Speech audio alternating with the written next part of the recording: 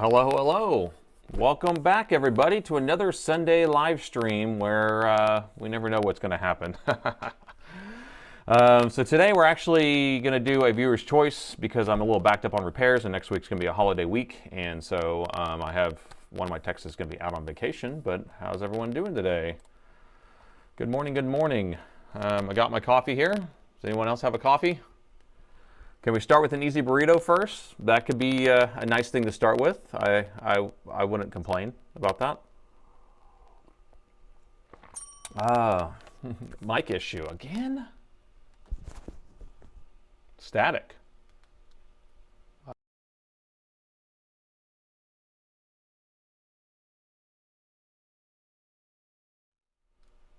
All right, I rebooted the mic. Is that better? That's interesting. It's pretty annoying that if this is giving me a crackling noise again. Is the mic good now? Much better. All I did is I just turned it off and turned it back on. So I don't know if there's some sort of, it's a wireless mic, obviously. So, hey, we got a new member, a new donor board member. Nice, welcome. Well, perfect. So I hope everyone's doing good this morning. We are doing a viewer's choice, like I said, so vote for the repairs. There's 3 different repairs in there. One's going to be, it's probably the one that's the 18-inch, which is the SLI. It's an older machine. It has SLIs. I did this in the Wednesday one, too. We didn't vote for it, though. That one is probably going to be the easy burrito, I would think. It's shorting out the charger, so hopefully it'll be good. The other 2 are kind of interesting. The customer put a note saying blown MOSFET, and I haven't seen if there's a blown MOSFET, and the other one said blown inductor, so I don't know. This is a customer diagnosing things. The microphone I'm using is actually these Rode Me's right here, and it's in a pair of them. And then I just bought a new Rode lavalier mic because my other one was messing up, so I don't know. I just spent another 90 bucks on this mic. Hello, hello. We need a bingo game for coffee. I'm mentioning coffee. We need a bourbon. We need a burrito. That's a lot of B's. Thermal camera. That'd be kind of funny, right? For all the things, and then all the different sayings I say, where I'm like, let's go ahead and let me do it real quick. Those are the 2 things I say a lot. So yeah, if we look at the votes, I don't have the votes pulled up here. There we go. Let's put it in front of my face, and let me move over a little bit. We already have a pretty good amount of votes for the on YouTube. Let me see how we're doing on Twitch. Twitch, we have 10 voters, but we only have 28 people. So you guys need to step it up a little bit. But let's see. Let's go chat. Some people want the G series. The SLI one is huge, and from what I remember, my other tech looked at it. He said that it had already been like taken apart part of the way, or there's a lot of screws that are missing, so it might be easier to take apart. Liquid metal, $20 Canadian. Thank you, Dennis. Thank you so much for that. And we should add cigar to our bingo card. That's right. Bacon burrito. Yeah, I had tacos for breakfast. I didn't have burritos for breakfast, so maybe we'll have an easy taco this morning. Easy taco. I'm still having, this is my second coffee. How you doing? How you doing? Okay, let's see what else we got. I had a cigar last night, actually. I had 2 cigars. And some bourbon, Buffalo Trace. You want some good Texas barbecue? I had some good Texas barbecue on Friday, actually. So that was good. What time is it where you are now? So it is 9:07 a.m. All right, looks like the Twitch poll has already ended. I don't know how many minutes the Twitch poll was, but we got 67% are voting for the SLI Alienware. And let's see how we're doing. Oh, it's pretty much tied all the way across the board on the YouTube poll. 33, 35, 32%. But it looks like the highest percentage on YouTube was the SLI laptop. And the second place would be the blown inductor laptop, I believe. So it's pretty tied, though. 55, 15. They're all pretty tied. Yeah, we'll probably do the inductor next, and then we'll maybe we can get all 3 of them done. I don't know. I don't know if they're going to be easy or not because these are physical damage. So, or you can the customer says you can see that it's blown. So I don't know, but there's something I want to show you before we get started. So we are doing the Alienware 18. That's a circa 2000. I don't know what year it would be. 2014 or 15 or something. It's older. I think it has a 4th gen processor in it, so that'd be like 14, maybe 15. But I wanted to show you something because I was thinking about doing this for the stream today, but then I was like, I'm a little bit behind on repairs, so I need to go ahead and get these repairs done. And so here's what I got. Okay, so at some point we're going to try this thing out. All right, but here we go.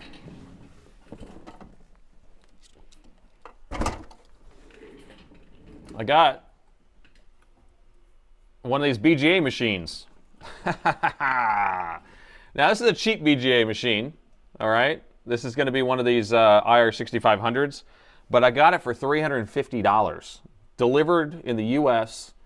and brand new. Obviously, it's this brand. I don't know if this brand is a good brand. I mean, they're all probably made by the same company, but just putting their name on it. So at some point we'll be able to get this hooked up. I did buy, Black Horse has some software that runs this, so I bought his software. Supposedly you're supposed to mod these in order for them to work on Windows 11 because of the USB controller on it, but I know how to make all that work. So I was able to bypass the Windows 11 saying this doesn't work, and then I forced the driver install. So this thing actually connects to the computer just fine. I haven't done anything with it. I need to add the second probe, but yeah, we'll see. We'll try it out sometime. Again, I'm not going to offer it as a service, just to let you know. Oh, you just got one the same one's delivered yesterday. Well, there you go. Me and JFix will do them together. Maybe we should have a live stream together and work on it. That would be funny. I'll see if mine heats up faster than yours, man. Which one's better? So yeah, that'd be interesting to try out. Again, I don't think it's worth it to do it as a service, but it may be kind of useful if I need to just, try pulling one and putting it on or whatever it is. I posted a video yesterday. The customer, it was the GPU was still bad after I replaced some VRAM modules, and then the customer was like, I don't even play games anyway, so send it back. So he's happy with his laptop the way it is. It works just fine without the GPU working. So, but that would have been something to try on that one. Can you get your microscope in there? It's kind of big. I don't think the microscope will fit up underneath there. But $350 is a good deal. I was happy with that. And I looked around because there's some like, 400, 500, 600, but that's it being delivered directly from China. This was actually in the US, but it was still on AliExpress. It was just a local delivery. So what is the software called for the rework machine? It's called Rework Pro. And let me see if I can paste it in here for you because, let's see. It's from Black Horse, Raph over at Black Horse. And I think this is it. No. I don't know if he has a link for it right here. I had to look it up on his YouTube channel. But here's a link to his, one of his items on his YouTube channel. And then you can just go over there. I mean, I keep saying YouTube channel, but on his eBay. So he sells it all on eBay. So that's one of his items that he sells on eBay. And so under his eBay store, you can find his Rework Pro. It's like $35, great deal. Actually, let me pull up the software so I can show you what it looks like. So here's the software right here. And he has his configuration panel. He has a community tab now where you can actually create profiles and upload them and then share them with people. So like if you're working on a certain model of motherboard and you know the heat profile and everything like that, you can upload that. I think that's pretty cool. So I haven't got to try it, but I just made sure that it did connect to the machine and that I was able to turn on and off the machine and start it and stuff like that. So pretty cool. All right, so I think it's time to get going. Tori, you're asking what is it? It's a BGA machine, so it's a ball grid array. It's for pulling these CPUs. These are all soldered on the board, and so it's for pulling these off the board. And because it takes a lot of heat, and you have to have a specialized machine to be able to heat from both sides in order to lift that chip off of there. We tried doing it on a couple live streams with some crappy equipment I had, and that was kind of the fun, is just to see if I could do it with no equipment that's worth, I mean, I shouldn't have tried it, but but this machine is still a really cheap, crappy machine because it's only $350. I mean, I would rather spend like $2,500 or $10,000 or something like that on a good one, but this would still get you close. So that's kind of the idea with that. So it's a nice toy, nice something to mess around with. Okay, so we're going to get our first repair out. If we're good, are we ready to move on, or do you guys want to chat a little bit? I'm going to grab the big beast here, and it is ridiculously huge. This is the one that won. Oh my gosh. Okay.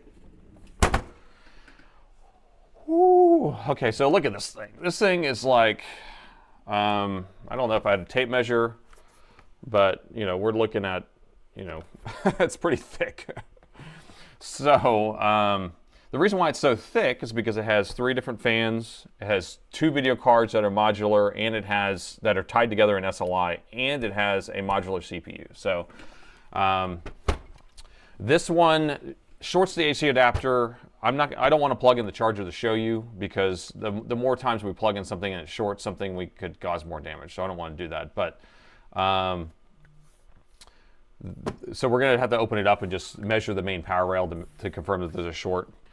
Let's see. We got some questions coming in real quick before I move on. But so Seed is looking for a microscope. There's links in my video description on what microscope I use. But a lot of people like the camera style ones. I don't have links to those because I don't use those, so I don't. So somebody else could probably give you a suggestion on that. This machine is a a Windows 7. Let's see. Yeah, it has a Windows 7 COA on the bottom, which I'll cover up so you don't steal his code. Let me put a sticky on that. But yeah, so it has a Windows 7 key on the bottom, and I'm sure they're going to run Windows 10 on it or something like that, and not worry about Windows 11. It's a chunky boss, though. This is a desktop.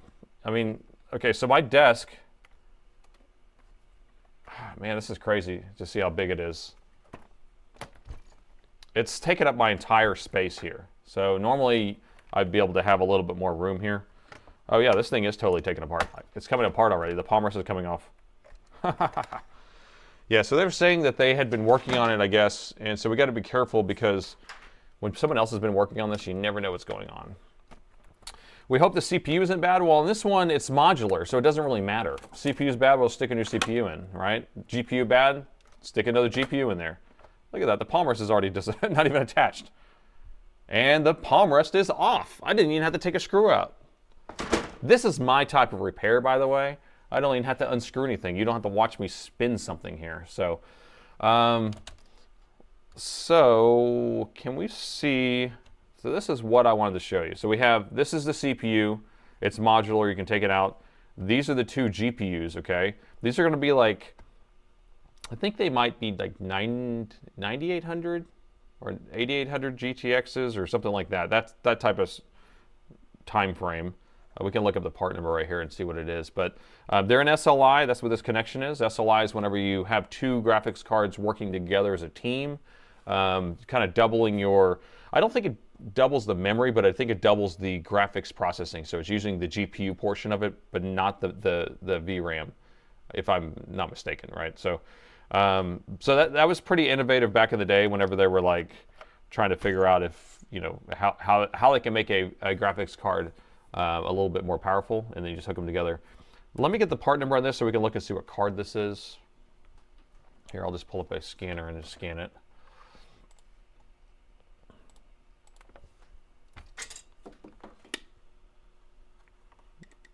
Let's see.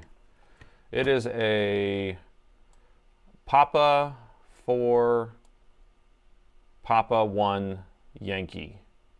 I don't know what that is. Let me search online, see which card that is. And this might be the part number for the heatsink. That's how Dell is. They're really funny like that. They're like, yeah, we're going to put a part number on the heatsink. We'll put a part number on the card. You know, then we know what it is. It comes up as the heatsink on our website, NVIDIA. We're the #1 hit for that search. So we don't know what the card is yet.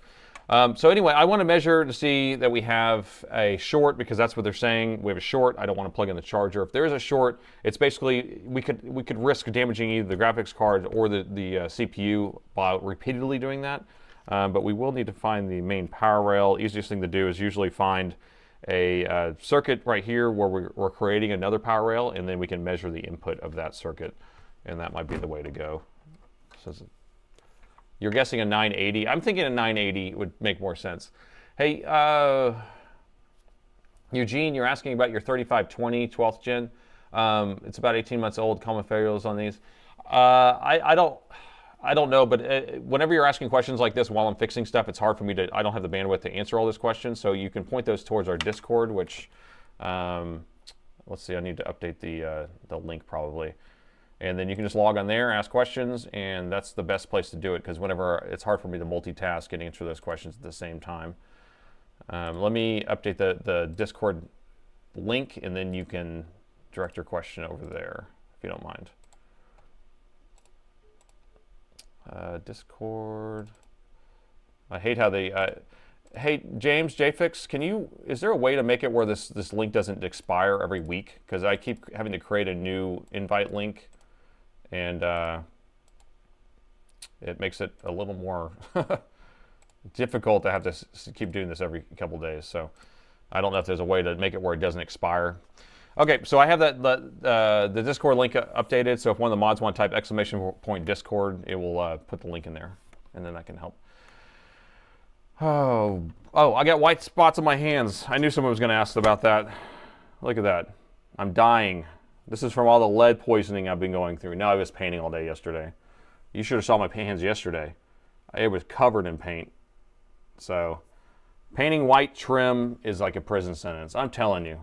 Like I had to we're about to recarpet this one room, and so I was like, well, I better repaint everything before, we put the carpet in. And I mean, painting a wall is fine.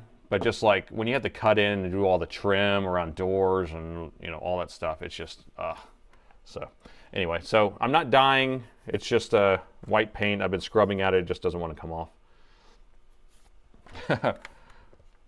Disconcur. I love Lead Farmer. Look at that. Disconcur. Okay, we were doing something, and I can't remember because I got distracted by people asking me questions, and it was finding the main power rail, seeing if we had a short. That's what we want to do. So let's go down to the microscope. We're going to put our meter in continuity mode. And we just need to see if we can see a short. So here is some sort of power rail. Look at these big giant capacitors right here. These electrolytic capacitors should be on our main power rail, and that would be a perfect place to measure. So let's see what you guys will say. That's ground, this is plus, and we do have a short on the main power rail, and what is it measuring at? It's beeping so loud it hurts my ears. I'm going to turn that off. Main power rail is measuring 0.2. I'm pressing down as hard as I can to try to get it as low as possible. 0.2, okay? So my probes, when I touch my probes together, I get about 0.1, usually, somewhere around there. Oh, I lied. It's not working, but somewhere around there. So I think this is basically a 0.1 short. It could be a GPU. It's a little bit low for a GPU, but the thing is, we could just take these GPUs out, which I love. I love it. Love it. So I think the best thing to do first is just to take out the GPU, see if the short goes away. Take out the CPU, see if the short goes away. Take out the memory, see if the short goes away. You know what I mean? Just kind of, let's just take this stuff out of here. Or we can go, let's just come with the power supply. Do you want to come with the power supply and do some thermal camera action, or should we start removing stuff strategically, right? Do you want to raw dog this repair, or do you want to just strategically repair this? Which one do you want? What? Is this model an old model of laptop or what? Yes, it is, or what? It's like a 2014 laptop. It's just a big, giant beast. I would say remove the stuff first. Some people want raw dog. I'm not super concerned with raw dogging it. It's just I feel a raw dog coming on. Systematic remove things is the proper nice thing to do here.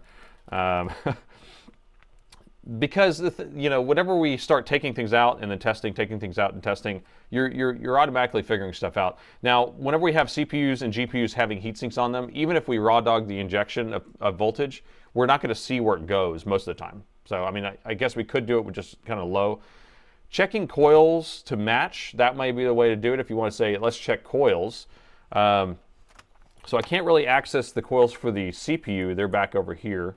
And then the coils, the inductors on here are, on the GPU are behind here too. So I can't even measure those. And the point of measuring coils is seeing if you can find another coil that matches that exact same measurement, because what we have going on here is we have our main power rail. So if you're not familiar, we have voltage going in the laptop, and this machine runs off of 20 volts. So you have 20 volts coming in, and off of there, we're going to have multiple power rails being produced, right? So we'll have a 5 volt, a 3.3, a 1.8, a 1.2. Well, I don't know. This is DDR3 memory, so I can't remember what 1.5 volts. I can't remember what the voltage is on that. But 1.8? What is DDR3L? It's DDR3L, so it's a little bit low voltage. But anyway, so you're going to have multiple different power rails. And so if we have a short on our main power rail, right, which is up here, we could have it shorted to one of these lower power rails, and that's what we're trying to figure out. So if we're measuring something that's at 0.2 ohms, which is almost 0, it would have to be something that is already measuring at 0.2, right? Okay, so DDR3L is similar to DDR4, which is 1.2 volts, okay? Hey, Wes. Wes, I still have not received those motherboards. Do you have the tracking number for that? I've been looking out. I mean, and you're only like an hour away. But if I just check this coil right here, we're in the kilo ohms. That one's fine. If I just check this coil here, we're in the 141 ohms. See, so those are the two coils. Those are outputs of power supplies. So we have the main power rail up here, right? And then we have these lower power rails all the way down. And those two are going to be one of these lower power rails. Well, it's not tied to one of these, or it's not shorted to one of the high main power rail at this point. But we know the main power rail is shorted. So what usually happens when you have something low like that, it's going to be the CPU that's shorted or the GPUs are shorted. And then most likely GPU in this type of measurement. But so that's why, let's just unplug these things. I've talked enough, I've babbled enough. I do like teaching people though, so that's why I kind of go through this explanation even though you've heard it a million times, but there's plenty of people in the chat or people who are joining in who have never seen one of these videos or understand exactly what I'm doing. You know, this design drives me crazy though. Can you even take this out without... So these things kind of go in like memory. They lift up. It would be nice if you could slide it out without getting the screen taken out. I wonder if I can. Oh, almost. No.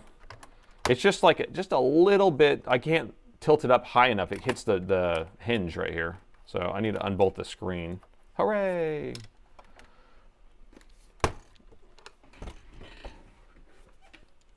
They're sitting at the post office because I didn't put enough postage on them. Are you kidding me? You're coming to Austin next week. Okay.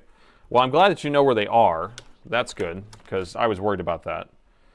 And I would have sent you a label. That probably would have been better than you having to pay to send them down anyway. All right, I'm going to take the screen off just temporarily while we pull these graphics cards out of there. It's all moving around already. Yes, you can make a Discord link that doesn't expire. Go under the send invite. There's a drop down that will make it give you the option. Well, it doesn't. I don't have that option. When I'm doing it, it doesn't have the option. That's why I'm asking. Because so if James, if you could send me one that is like non-expirable, then I can just put it in there and I don't have to change it every week.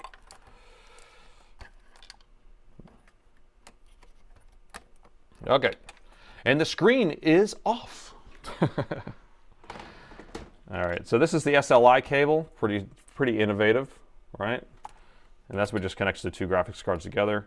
So I'm going to take out this card, and then we'll measure the main power rail, see if it's fixed. See if we saved another laptop. And we still have a short of 0.4, 0.3. I have to press down kind of hard, it changes here. So let's do this other one. It has to be one of these cards, doesn't it? Yeah, I'm glad you didn't lose those motherboards either, Wes. That would have been super annoying. All right, and the other card is out. All right, did it fix it? Hey, it didn't fix it. The short is still there. I think we have an easy burrito coming up. So, so these are the most likely candidates for creating a low ohm rating like that, or almost a near dead short, is these. And the CPU is less likely. So when we take the CPU out, if we still have it, then we have something that's probably like a shorted capacitor somewhere, which makes it so much easier. Reflow the card. We want to reflow the card. Well, we don't need to reflow that card. And here's our modular CPU.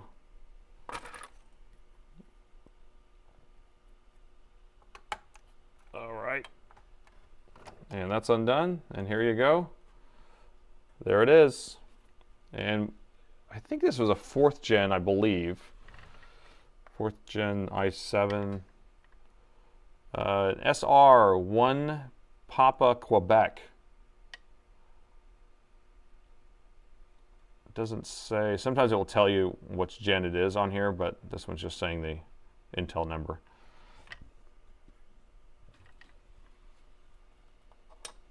Okay. Is the short gone? Is the short gone now that we've removed the 3 things that usually will cause shorts? Hey, and the short's not gone, and it's even lower than it was before. That's crazy. So it's a 4th gen, so a 4700 MQ, so it's a quad, right? It'd be a quad? Or are you guessing? Are you putting a question mark in there? We don't need no stinking cards. Okay, yeah, 4710 MQ. That's what it is, i7. So, all right, so the short's somewhere in here. We are safe to inject because we don't have our video cards or CPU in there. Are y'all ready to inject some voltage, man? We're gonna go thermal in a second. You ready to go thermal? So let me set up our voltage injection tool. Voltage injection tool, go. We could go high voltage if we want. High voltage. It's near 0, so we don't need that much, but we'll go 0.07. Looks like most viewers are on YouTube, huh? Yeah, usually they're on YouTube. Let's see, what have we got? 62 on Twitch and 500 on YouTube right now. Yeah, usually it's pretty, like the same ratio goes up. So like if we double that, we'll have 120 on Twitch and 1,000 on YouTube. It's pretty common, something like that. So let's go thermal. I have to set up my thermal though. I don't have it on. I usually turn this on ahead of time. Going thermal. Which button is my thermal button? There it is. Okay. You're betting on a capacitor, okay? I think most people hopefully would bet on a capacitor, because otherwise, what do we have? We have some sort of MOSFET, a dual MOSFET. Could be a low-side dual MOSFET. I don't know. Any other bets? All right, 0.7, and find a good ground. Okay, you ready? Are you all ready for this? Old thermal camera or new one? This is the old one. I returned the other one, and now I'm kind of thinking about rebuying the P2. The thing about this one is that it's easy like to see the outline of the board, but it's definitely not as sensitive, and it has a lot more reflections than the other one. So I kind of in some ways missed the other one because it actually was a little bit better or easier to find very subtle shorts. So, but the P2 is a wider angle, so I may get that one. I don't know. I keep going back and forth. Okay, here we go. 3, 2, 1. Got nothing. Got nothing, man. Oh, there it is. 6, 8 amps. Woo! I don't think we want to go that high.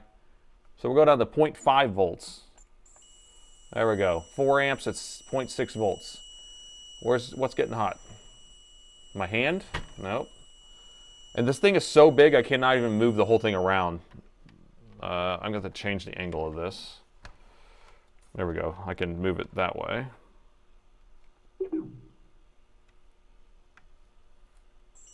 Okay, here we go.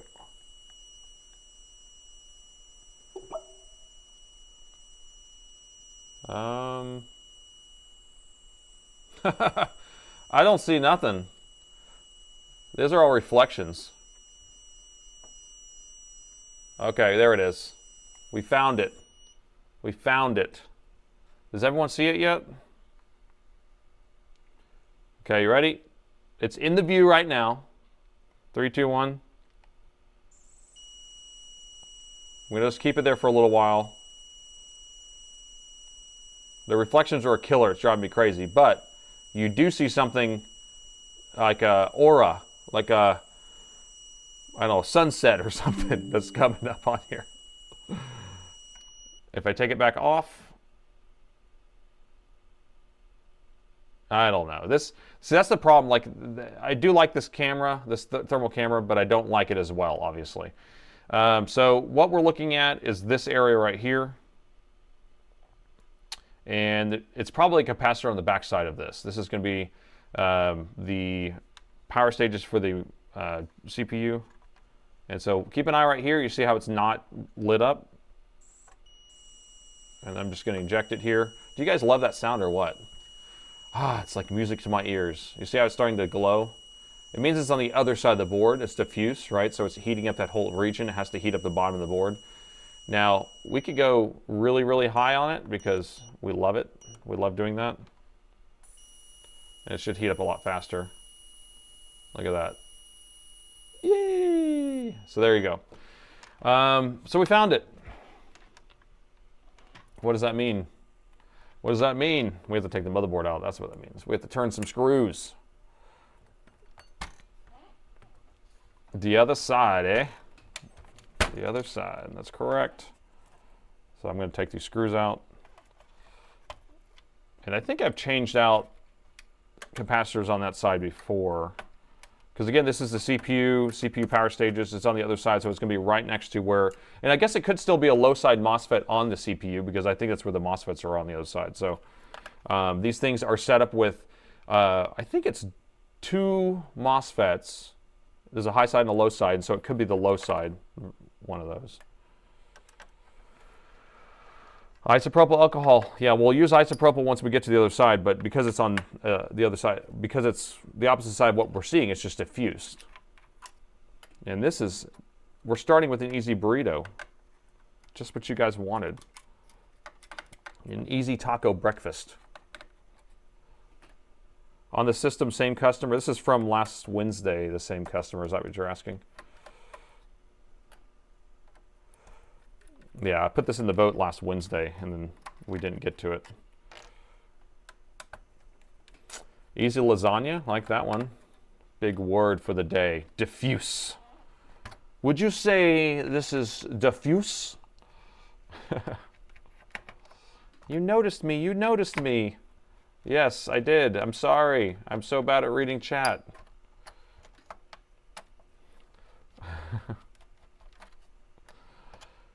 Oh man, this is bolted in here with 1,000 screws. Let's melt another laptop. Is it okay to use 70% with it? I don't have a problem with using 70%. Now, if you want it to be non-conductive, 100% non-conductive, then you need something higher than that, but 70% is fine for just basic stuff. Where's the secret screw? This thing is like bolted in here. I bet it's on the other side. Let's take this door off. I bet the secret screw is on the other side.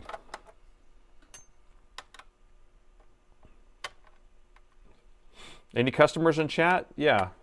Is there any? Make yourself be known.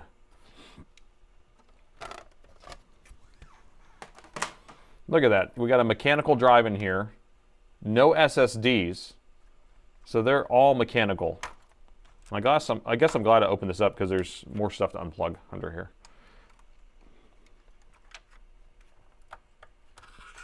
Take that off. Take that off. These fans, I think, need to be unplugged.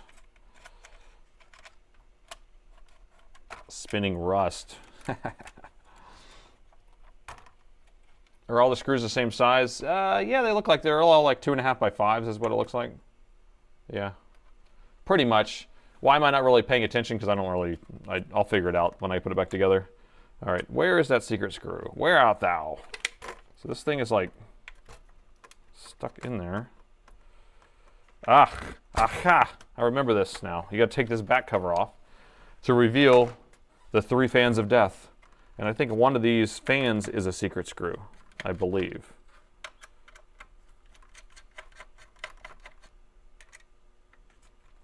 Is that right? Oh, I know it's a secret screw. It's the Wi-Fi card. The Wi-Fi card's bolted in there. Good thing we didn't raw dog this out of there.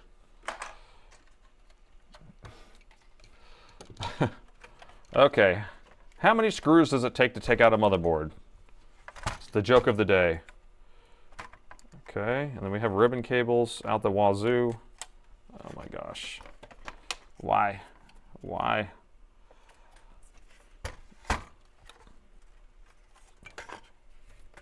Very annoying design. Revolutionary design, you mean? Okay, let's put that back in there. I got to get to this huge ribbon cable. That is easy access. So easy access. Okay, that ribbon cable's out. Let's see if the motherboard's just going to fall out. And the motherboard is out. That only took 25 screws. All right, let's get all this stuff out of the way. Oh, look at this. You like that? That's some good thick stuff on there. Should we collect this? Send it to the Gooch collector? You want that? You want that? That's pretty thick stuff too. It's not even like thin. They weren't messing around. It's almost like resonated. The proper size. Okay. CPU here. This is where we're seeing the heat. Flip it over and go microscope. So this design, like I said, has an actual low side and a high side MOSFET. Newer designs are going to be inside a package themselves, like a dual MOSFET. So we could have one of these shorted, a low side, or we can have a capacitor. If we look at these capacitors, do they look fugly? This one, this one, this one, this one. Do you see one? Do you see one you like? Do you see one you like? So far, the only one that looks a little wacky is that one. I can go a little more in on it for you. So that one looks a little funky.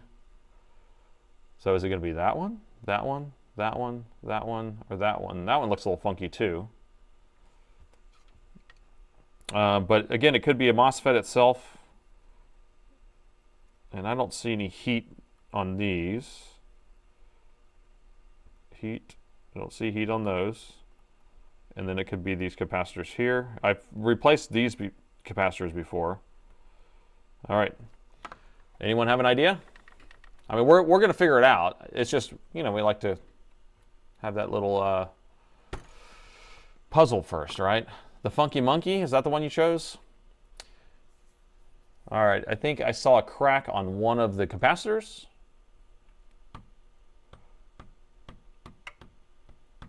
We're thinking MOSFET or capacitor. I mean, because I don't know. It would be one of these, I believe, are the low side. I think it would be one of those. Or that capacitor right there. But this is on the output, so I don't know. These, I think, are already at the voltage of the CPU, so it would have to be on this side. I don't know. All right, y'all ready to figure it out? Going thermal.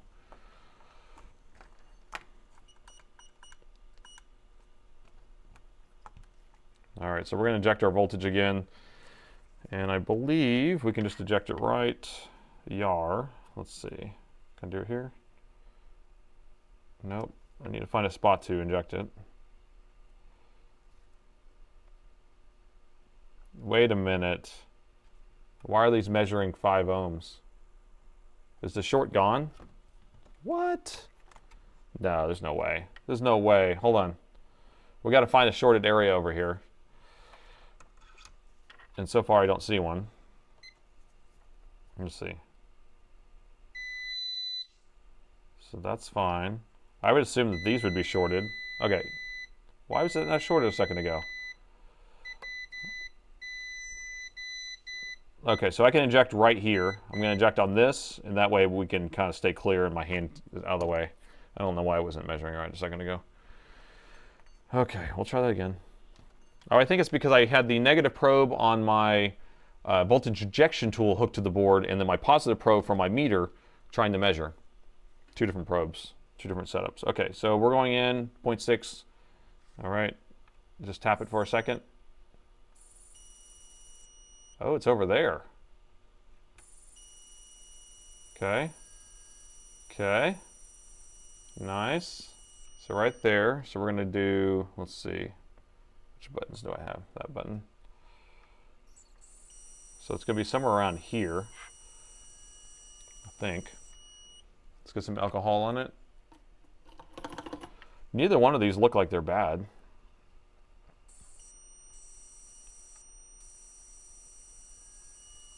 Okay.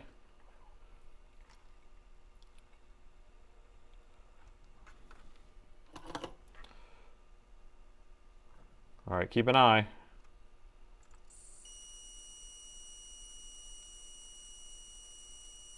I mean, that thing's barely even drying up. You know what that means? We need more power. We need to up the power. Here we go. Get the chopper. All right, here we go.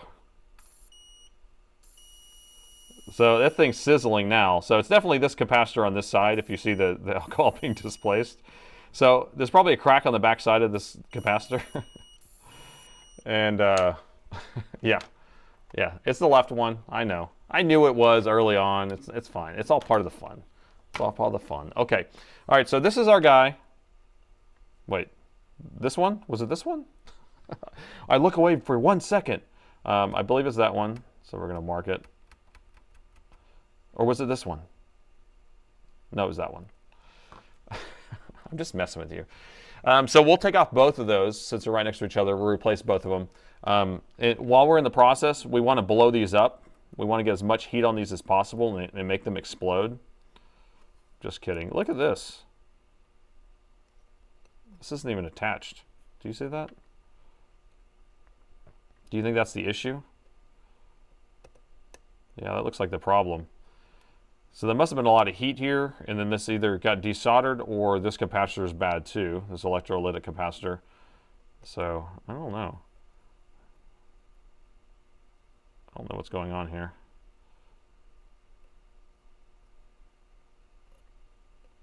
It's still attached though. It just looks a little funky. But we'll see if we can try to replace this. I don't know. I mean, these things are hard to replace just because they're undermounting. I guess we can heat from the bottom, use lower melt solder or something.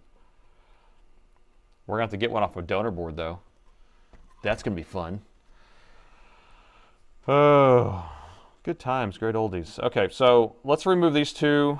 We need to try to protect this guy so it doesn't explode in our face. And then we'll take this guy off, too, while we're at it. I wonder if I can add some low melt on there. You know, let me just put some low melt solder on there, and that will help. Oh, man.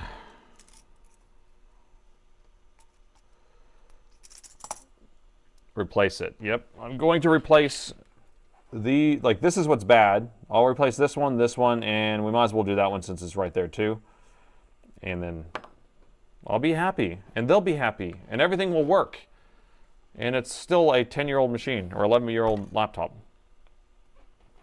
So we need to put the fumes on, the collector. Don't be a surgeon. Was it a kidney? Wait, it was the right one? Did I leave a sponge in there? Yeah, that's like when you're cutting the wrong leg off too, right?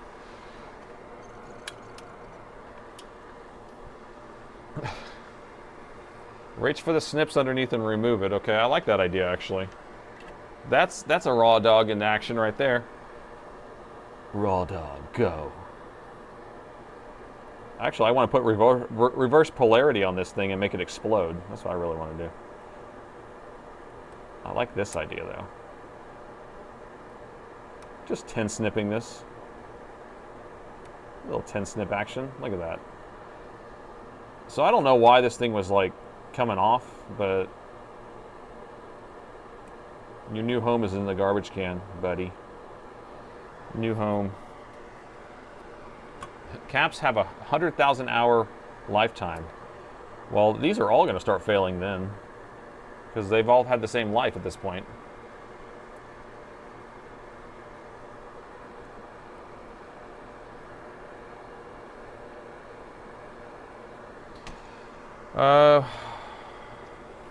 Is that a compact Presario from 1998? You know, I used to have one of those, actually. What am I looking for? My brain is not going. I need flux. Okay, that's what I need next. And I'm just going to flux this stuff. And I don't even need to put low melt solder on it now, but I was going to put a little bit of regular solder on here. Solder. That's what I mean. You know what I mean. I have to take this old pad that's on here. There's still a pad on there. Get that off of there. Get off of there. There we go.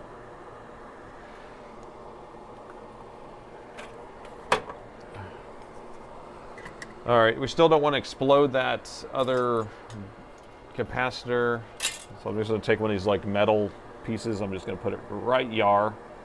Let's see. Let's see how we want to bend this. Bend it into a little house to protect you. There we go. Just a happy little capacitor shield. Stay there. Stay. Stay. Ah, screw that. I'm just going to not blow it at it. How's that? Sometimes it's more frustrating trying to protect these things when I can just not blow the air at it.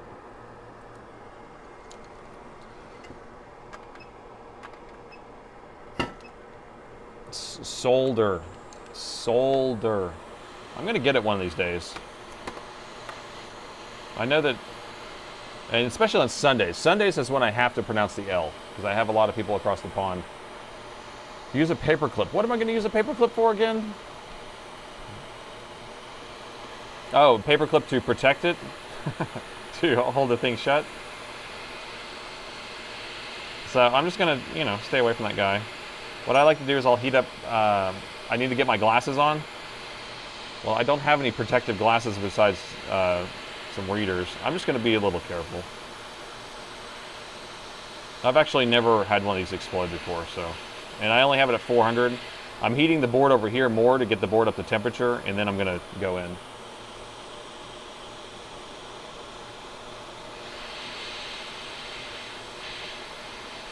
There, actually, I'm going to put some. Now you're making me paranoid. I don't want to be paranoid. I've actually never been paranoid before. Ever. We'll do this. This will help it. This will help it. Freaking me out now. Get your glasses on, man. Thing's about to explode in your face.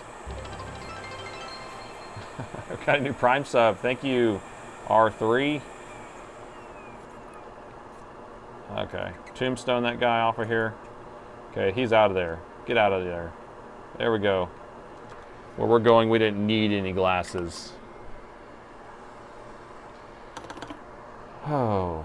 Okay, board's fixed. Next. So if we measure, the short's going to be gone. The short is gone. The short is gone. So we fixed it, and now the machine will work just fine, and we can replace the capacitors in another video.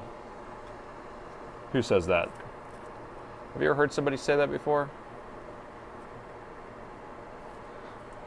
What size? That's a huge size. It's not. This is like probably a 0603, I would believe. I think it's big. It's a big daddy. Big old Bertha. Big Bertha. Let's see if we can see the crack, actually. That might be more entertaining. Oh, yeah. Oh, yeah. I see ya. I see it. Let's get this junk off of here.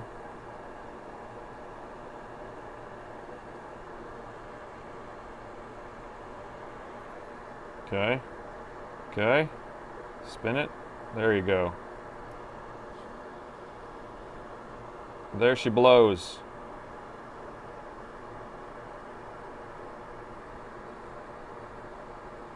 See that crack? Break your mama's back. That's how that works. So, all right, so we just need to grab a donor board real quick. Soren's Dodgy Repairs, that's right. We'll replace it on another video. You know what's funny about replacing on another video is that, or I mean, the premise is that there's already a bunch of capacitors on that rail, which is true. There's always plenty of capacitors that are with that. But why did that one out of all those blow up? I don't know. The heat? I don't know. I'm just going to put it on there. We should always make a rule that when we replace it with one, we should put two on there. We should double it. That's what the rule should be. Let me grab a donor board, which I should have some up here somewhere. I think it's this one. Yeah. Let's see if I have one that already has parts taken off of it. Oh, man. You should see some of these other big ones. Wow. These are where all my big daddies are. Shuts off. That's when it shuts off. Yeah, we'll take that one.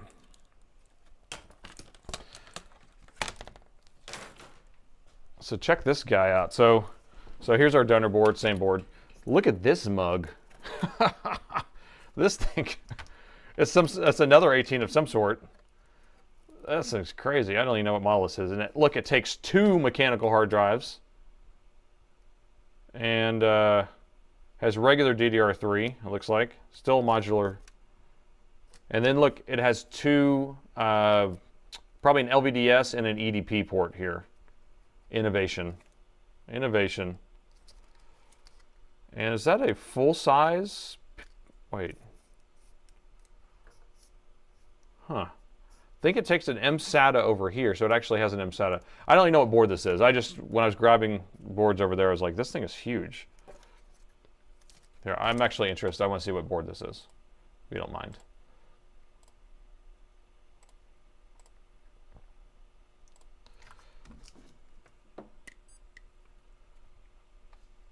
It is a M17XR4, so it's only a 17-inch. Oh, measly 17-inch. So it's the M17XR4, and the part says it was made in 2012. So anyway, super old, measly 17-inch. Come on, 18s are better. 18s are much better, man. Let's try to replace electrolytic with 2 of this in the same place.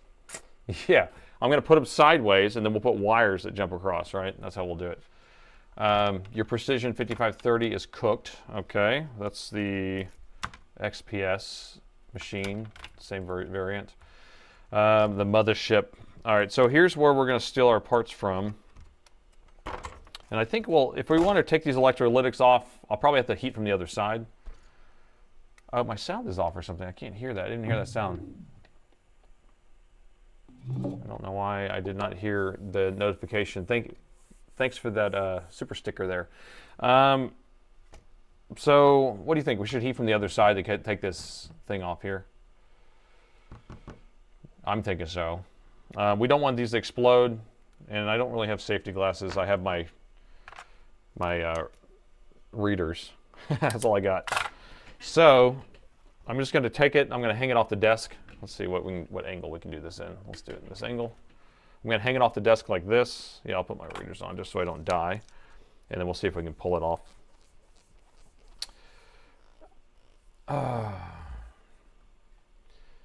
Hey, Manrail, your Precision 5530, we would love to hear all about it on our Discord. So there's nothing I can do about answering that question right now, all right? So we have a Discord link, !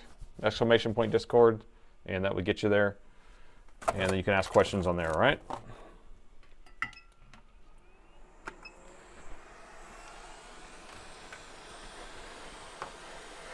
And I'm going to start heating from the backside. Hot tweezers, 2 irons. I have hot tweezers, but there are some legs on here. I guess I could, maybe, you know, you're right. I think I can access those. I don't know why I was thinking I couldn't. You're right. Can I access the edges? For some reason I thought it was only underneath. I'm sorry. For some reason I thought it was only underneath.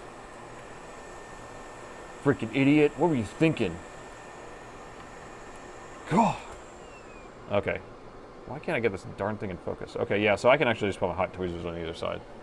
That's too easy. I wanted to make it hard on myself, apparently. So I have my hot tweezers here.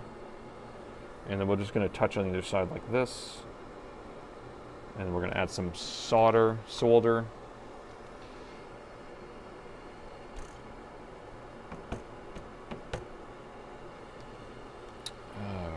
Where's my flux? Alfred, what are you asking here?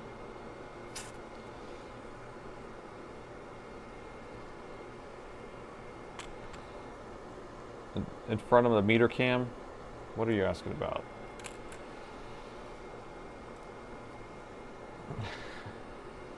You wanted an exploded repair. Has a device ever exploded on a repair? No. I mean, I've shorted out things on accident, but I haven't actually had something explode in my face. I've heard other people have that happen. I'm sure somebody else can tell you in there.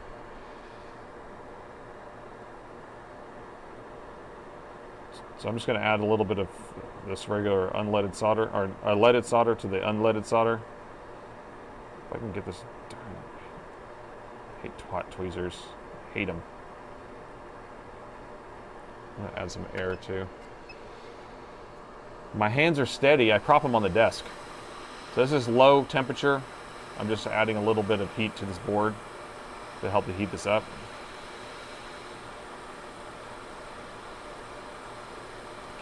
These hot tweezers are never hot enough. They're in the name, it's hot, but is it hot enough? They should make something called hot enough tweezers. I know I'm being goofy. I know. Do one side at a time. That might be smarter. It might be the most smartest thing you've ever said. Okay, screw these damn things. I'm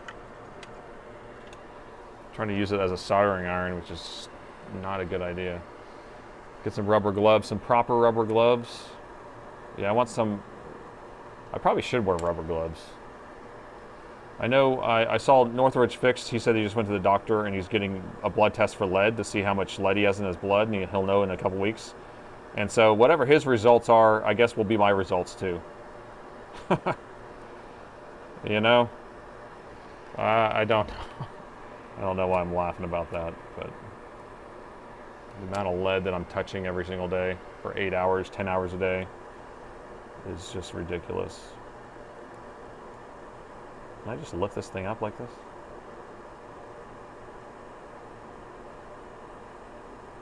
I don't see how this is possible. I've actually never taken one of these off, by the way, because I haven't needed to. This is pretty hard. I don't think hot tweezers are going to work for this.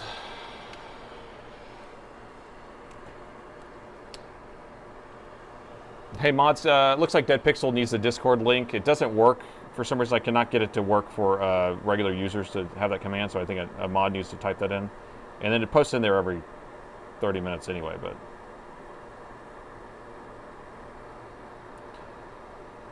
I'm trying to heat from both sides. What do we need to do? Add some air too?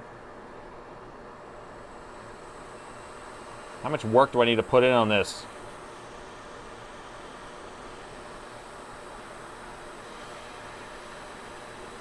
Just whatever it takes. Oh, and now I'm breathing it in. I can smell it. Thanks, James. On premise. We got a raider coming in. We got raided. 26 viewers. Welcome. Working on a 18-inch gaming laptop that shorts out the charger, and we found that they have some shorted components here near the CPU, and we're changing out this capacitor right now, but we're having troubles getting it off of a donor board. And this doesn't want to come off. All right, raw dog time. We're going in raw dog style. I'm just going to heat it from the bottom, I think, because I can't. This is just irritating me. So we'll go back wide. I'm just going to heat from the back. Grab it. At least I have a lower melt solder on there anyway. Here, we'll put some glasses on so I don't lose my eyesight. Raw dog mode engaged. And if you don't know what raw dog is, it's every week we end up having to kind of force things to work. It's gonna pop. It's gonna blow. Ooh.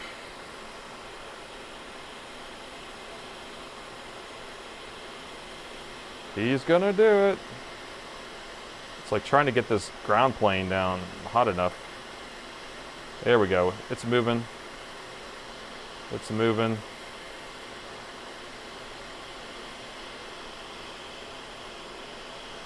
It's moving. I know you can't see it. I can see it. I got it off. Okay. Get out of there. All right, got that one off. So now I'm going to grab the other capacitor that we need. Don't force it. I know. Gentle. Be gentle. Do it slowly. Do it bellissimo.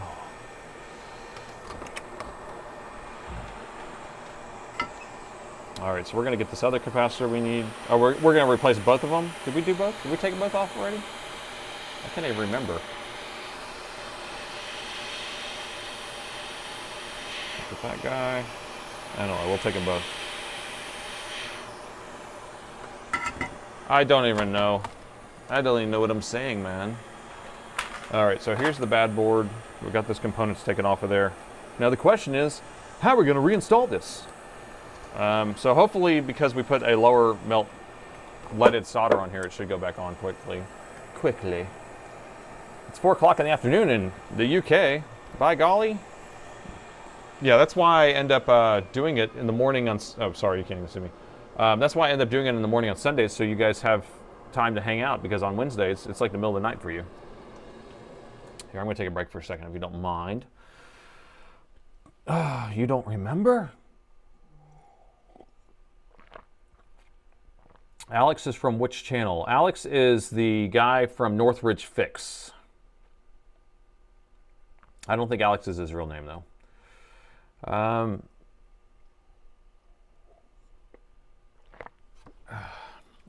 The ceramic one first. So should we... Oh, yeah, I only took one of the ceramic ones off. Did we... But now, technically, I don't need to replace both, but maybe what we should do, because we're like one-uppers, we're one-upping everybody, we're going to put 2 here.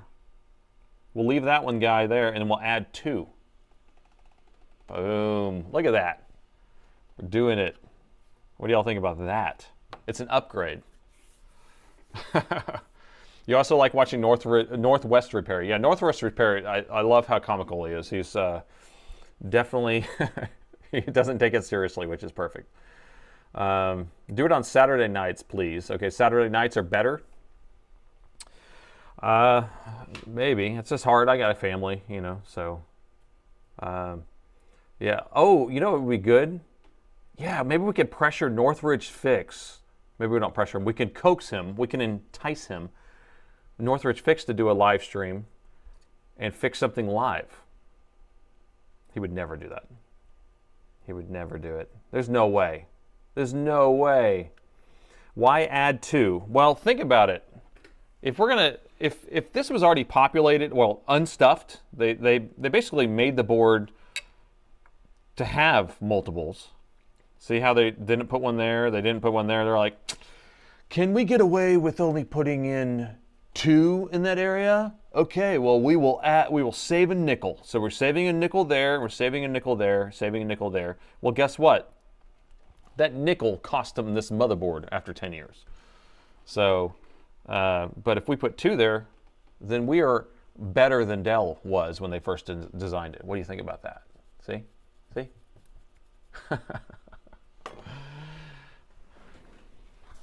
You like Northridge Fix and Alex? I mean, yeah, To each their own.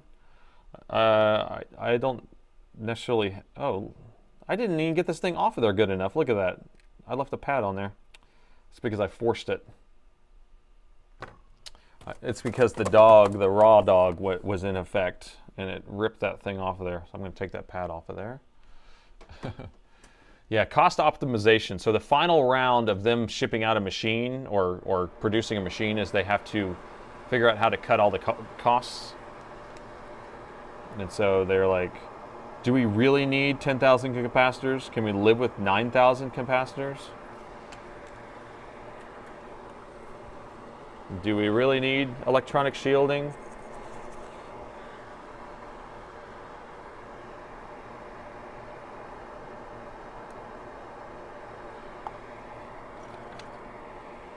Better than factory. I like to say, like nothing ever happened. Like nothing ever happened. All right, so we will see if I'm going to be able to put this thing on here.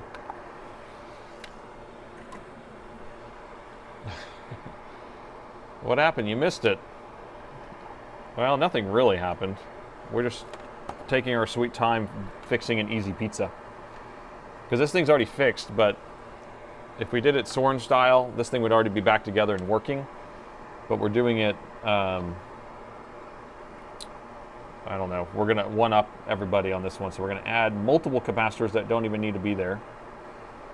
And then we are going to replace a faulty electrolytic capacitor that probably wasn't faulty, but it just looked a little suspicious. Does Dell know you? No.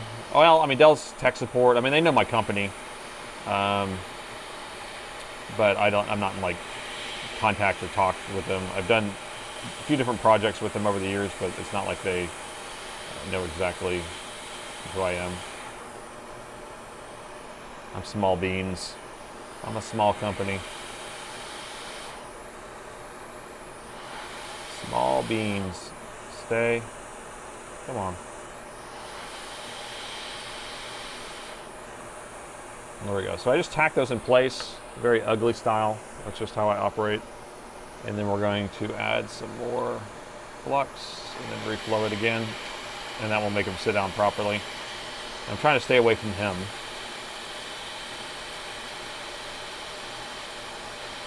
Look at that. Upgraded. It has been upgraded. Nathan style.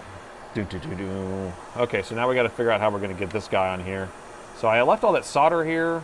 And I don't know if that's the best procedure, because how are we going to get this hot enough? Maybe I'll heat the board, set this thing down, lower the temperature. I don't know. So Dell won't pay you? No, Dell doesn't pay me. I pay Dell. Because basically my company specializes in the actual parts for Dell laptops and Alienwares, and so we buy all their inventory. And so we're the ones stocking it after Dell's warranty is up. Is our setup. And so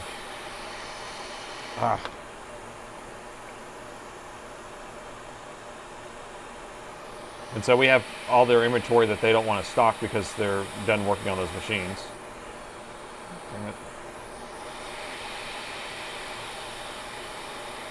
Try not to blow it right off this darn thing. What am I hitting? I'm hitting something. Okay, now I need to lower the temperature here.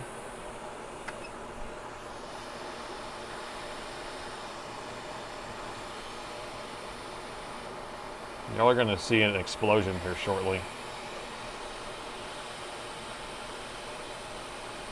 I'm sure you guys have lots of good idea here.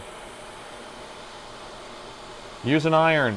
Yeah, I know, but it's like, can I get enough heat under there? Okay, that's going down.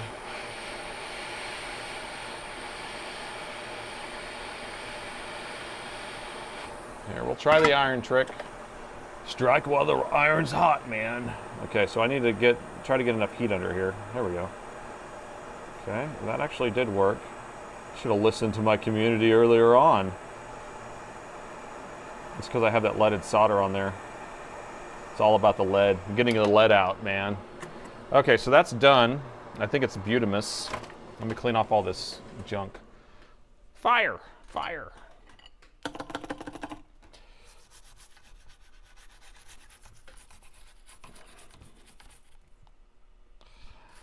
All right, just a little IPA, 99%er.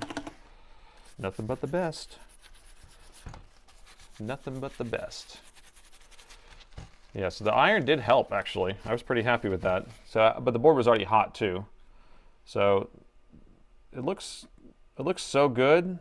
I can't even tell I did it wrong. Can't even tell. Look how badass that looks. That looks so bad. But that's as low down as I could get it. But it's attached good. You guys happy with that? Or was that too high up? Is it too floaty? Look, the whole thing's just floating. But I mean, when I was heating it up, it's hard to get it hot enough to sit it down. So I'm happy with it. Oh no, people want me to redo it? Oh no, I can't do that. Not gonna do it. I didn't need to do it in the first place. Not gonna do it again. It looks good. It looks like nothing ever happened. Send it, man. Send that thing home. All right, let's get this dang dong. Let's get this easy burrito out of the way. So here's our pile of SLI cards. And which way does this thing go? Should we check to see if the short's gone? The short's gone. Will it turn on? The short is gone. Oh no. Do I have a short? No. It tricked me for a second. Okay, we're good. I tested for shorts. Everyone's happy. Capiche? Now I got to put this monstrosity back in here.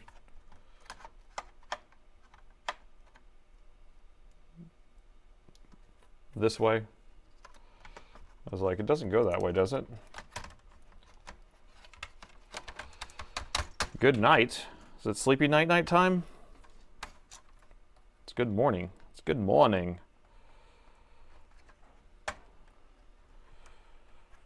Okay. Plug these in. How many screws should I put in here? Just a few, right? Just a few. Good old screws.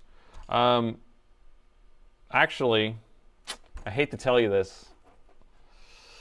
Should I mention it? Darn it. I know you guys don't want to hear this. There's probably something else wrong with this board. Thank you, Daryl. Thank you, Daryl. I can always count on Daryl. I'm going to take this back out for a second. Actually, I'll just measure right here. This is all I want to say. So on a lot of Alienwares, or at least gaming laptops, when you have these protection MOSFETs on the input, so they're made to shut off whenever you plug in the charger and it finds a short on the board. But if the charger is shorting out when you plug it in, most of the time you have a shorted MOSFET on the input also. So we're going to have to check these MOSFETs. I bet that we have a pair of shorted MOSFETs on the input, and then we'll have to change those out. Easy pizza. Yay. So our input is right here. I just know because when I'm going to put it all back together and be like, it's not charging the battery. Why is it not charging the battery? Because the machine will turn on. It will just turn on and be like, everything's great, everything's dandy. But it's because it's just letting the voltage through. So I believe the voltage comes through the DC jack right here, and then it populates these areas, and then goes through these two, and then this is the main power rail, okay? So our short originally was going to be right here on this main power rail, which we don't have a short there anymore. And we're not going to have a short here either, right? Because going from the DC jack to here, it was just going straight through. Now, most likely, most of the time we have a short in these first two right here. Or one of them is going to be shorted. We don't know which one. So let's measure across those. And I bet it's shorted like a wire. And if it's not, then we're good. Oh, no short there. Let me check the gate to drain. That's fine. What about these? Oh, these are shorted then. It's the second set that got shorted. So one of these is shorted. And so it's shorting across. So these are actually turning on and off like normal. These first two, but one of these is stuck on, and so the current's just going straight through here. You know what? I actually want to experiment with something. We can figure out which one is shorted. Let's do it. I've never done this before. using this method. So I'm going to use voltage injection to figure out which one of those is shorted. I don't know why I ever thought about this. So normally I would just take them both off and replace both of them, and because I don't know which one. But we're going to try something new, and you're going to be able to see it live action. All right. Let's do. Or I'm going to go almost to nothing because it's a wire, right? We don't need much. And instead of putting my probe, my ground of the voltage injection tool on ground, I'm just going to put it on the output here, right here, and then I'm going to touch the voltage. I'm going to have the voltage come through right here, and then come out here. Or I'm going to touch it maybe on one of these. So I touch the input voltage here. It's going to, whichever one's shorted, it's going to go straight through, and then I'm going to have this right here on the output, and then we're going to figure out which one of these light up, and I need you to tell me because you guys are you guys are so good at that, man. Let's see, how close do I want to get? Well, we're going to do that. All right, you've seen it here first. All right, you ready? 3, 2, 1. Which one do you think it is? Looks like it's this one. Left, that's what I'm thinking. I think it's this one right here, so we're going to mark it. So I believe this is the one that's shorted like a wire, and this one's fine. And we can take this one off and see if it alleviates the short. Does everyone understand what I'm doing? If you don't understand, I could say it one more time. So these are in parallel. These are MOSFETs that act as switches, right? So they're either on or off. And you have a pin, a gate pin. You put voltage here, it either turns it on or off. But they're in parallel. So you have, whenever it turns it on, it's putting voltage to that pin on both. So both of these will let flow through. Well, one of these is stuck where it's basically like just a wire going straight through like this. And so when the voltage gets to this area, it actually just comes right through, or the current, you know. And so no longer, like this one's still turning on and off like normal, but this one's just stuck like a wire. It's just coming straight through. So when we injected voltage here, it automatically came through over to the ground of our machine. So 6, 7, whatever it takes. So I'm going to remove that guy and we'll replace it. I'm glad we did this ahead of time, and I'm glad you got to witness something new. And now you can use it in your own workflow.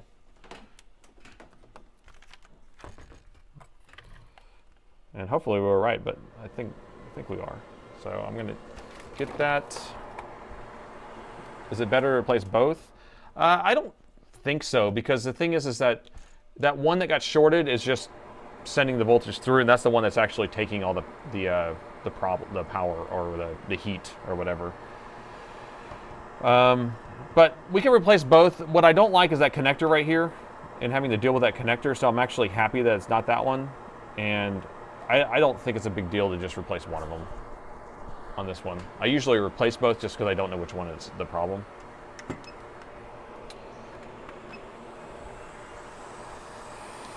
So a little heat.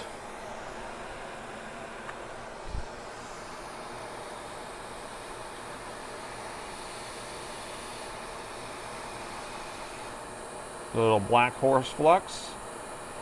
A little bubble.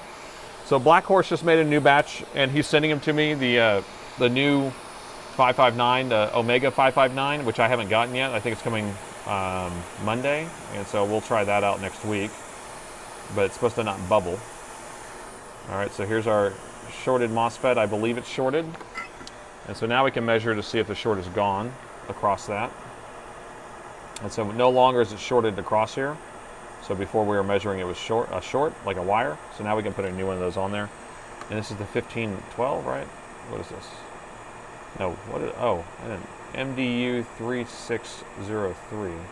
Well, we have a donor board. Let me just take one of those.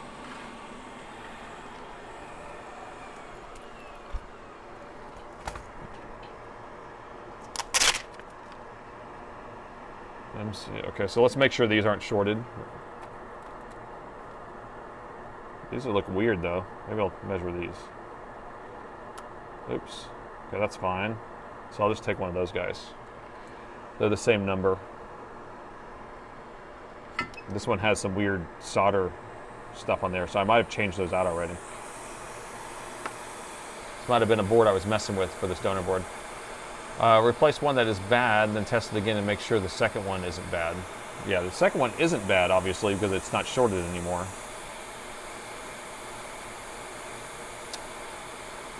Now is it the right one? Because we flipped the board around? You're so silly.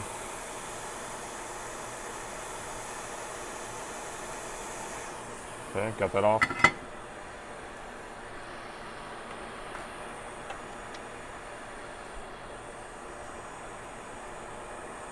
All right, and then now we're gonna put this on backwards. Now we're gonna flip it around. Like that, like so. Not even gonna add new solder, because we're raw dog. Brand new MOSFET. The underboard MOSFET makes you smile.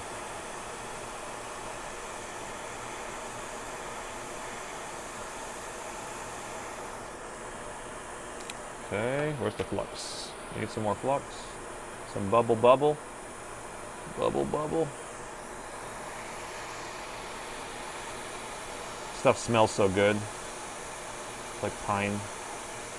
Fresh pine. Okay. Alright, we saved that trouble we don't have to deal with. And you just want to see that this MOSFET we took off is bad, just so you can see it. We can do it. Raw dog mode. Disabled. We're done. So you can see this is shorted all the way across. All the pins are shorted together. Alright, so that's the one we took off. And just so we can confirm, this is off now. No short. No short. Get it cleaned up and we'll put it back together. What scent is the Black Horse? It smells like pine. So I think he's using pine resin or sap, something like that. And then the new one, the Omega 559 that you're sending me, has that same stuff in there, I think, but then it has like beeswax and things like that. It's really very pleasant, I can say. It doesn't smell like lotion, and it doesn't smell like chemicals.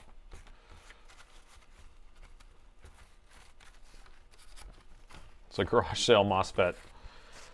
Garage sale MOSFET. Love garage sales.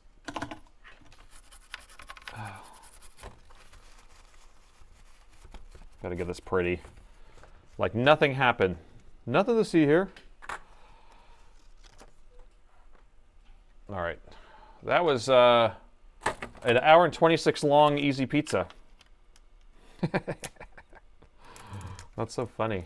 More like an hour, because I mean, it took us a little while to even start, right?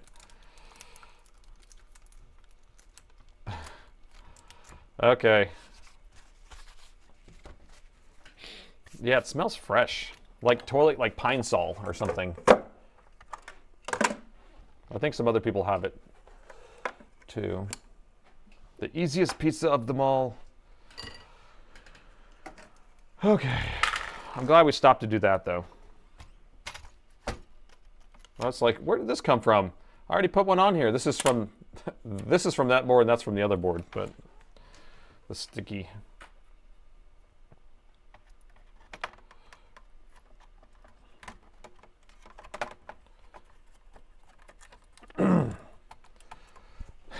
It smells like a fresh, clean toilet. That's funny.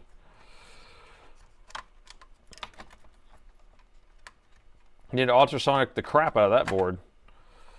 Yeah? Oh, did everyone get the update on the beer spilled Alienware M18 from last Wednesday? So just to give you a recap, we had a laptop come in and that we worked on Wednesday. And we couldn't identify what the issue is, but basically there was a spill, beer spill. The customer took it apart, cleaned it, put it back together. It worked for a little bit, then it messed up, and he took it apart, he cleaned it again, and then it didn't come on anymore.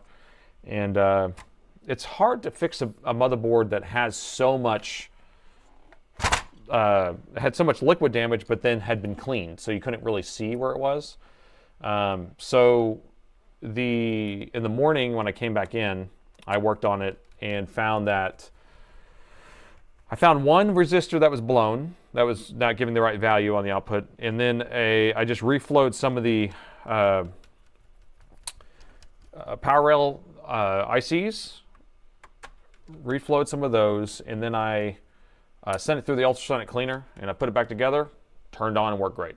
Everything worked, GPU worked, everything. Stress tests.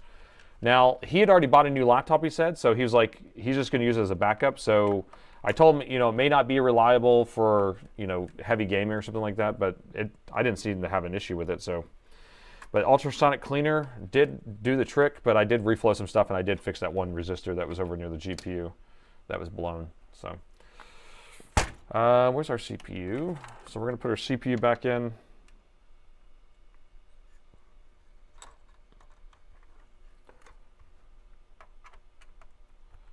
Our 4th gen 4700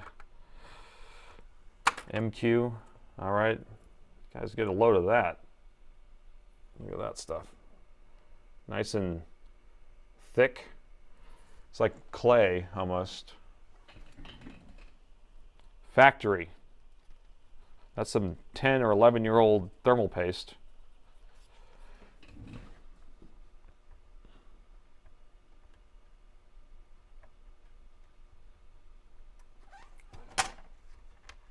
All right. So we PTM this. I'm not going to put any PTM on this. I don't think this thing gets hot enough to put an expensive sheet of PTM 7950.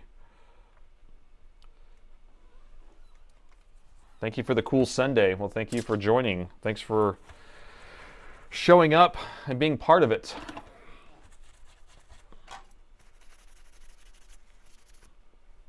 And I need to get work done anyway, because I'm a little bit behind. We got the holidays coming up. Let me blow this heatsink out.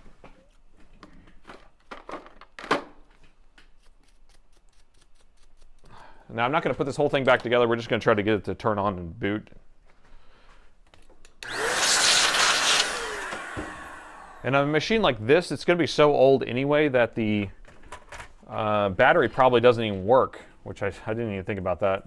So I'm like, did I really need to fix the battery charging? But what tweezers do I use right now? I'm using these blue mechanic ones. I actually like. Mega Zombie, thank you so much. Well, thank you for the stream. These are going to be, I don't know what brand that is. RELIFE. So these were okay, but they kept bending. I don't know. I like these blue mechanic ones now. Those are my favorites at this point. And I got them on the old AliExpress. Add some liquid metal to this. So we could put liquid metal on this, but do you know how this liquid metal works? You have to have a dam, and this thing doesn't have a dam, so you'd have to somehow create a dam all the way across here. And so some people use like nail polish. How often do you repaste a laptop? 2 to 3 years. Depends on how much use you have and how hot the CPU is and things like that. And we're just putting Arctic Silver on here, by the way. The stream is laggy and buffering for you. Well, it's not me. I got fiber now, and I have no drop frames. So I do have 10 megabit going up to the stream, so maybe you can change your quality.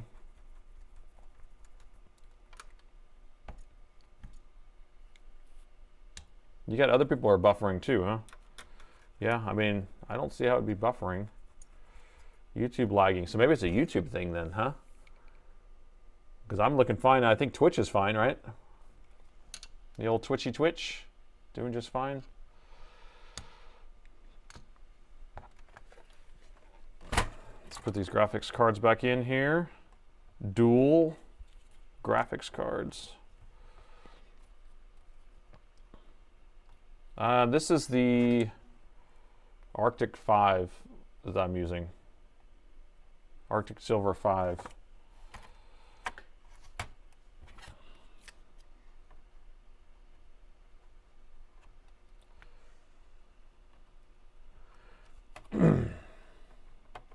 Wow, a lot of buffering going on, huh? That's crazy. Well, I guess you're gonna have to go over the Twitch. That's weird. You know, have you noticed how many times the internet's been going down lately, and how many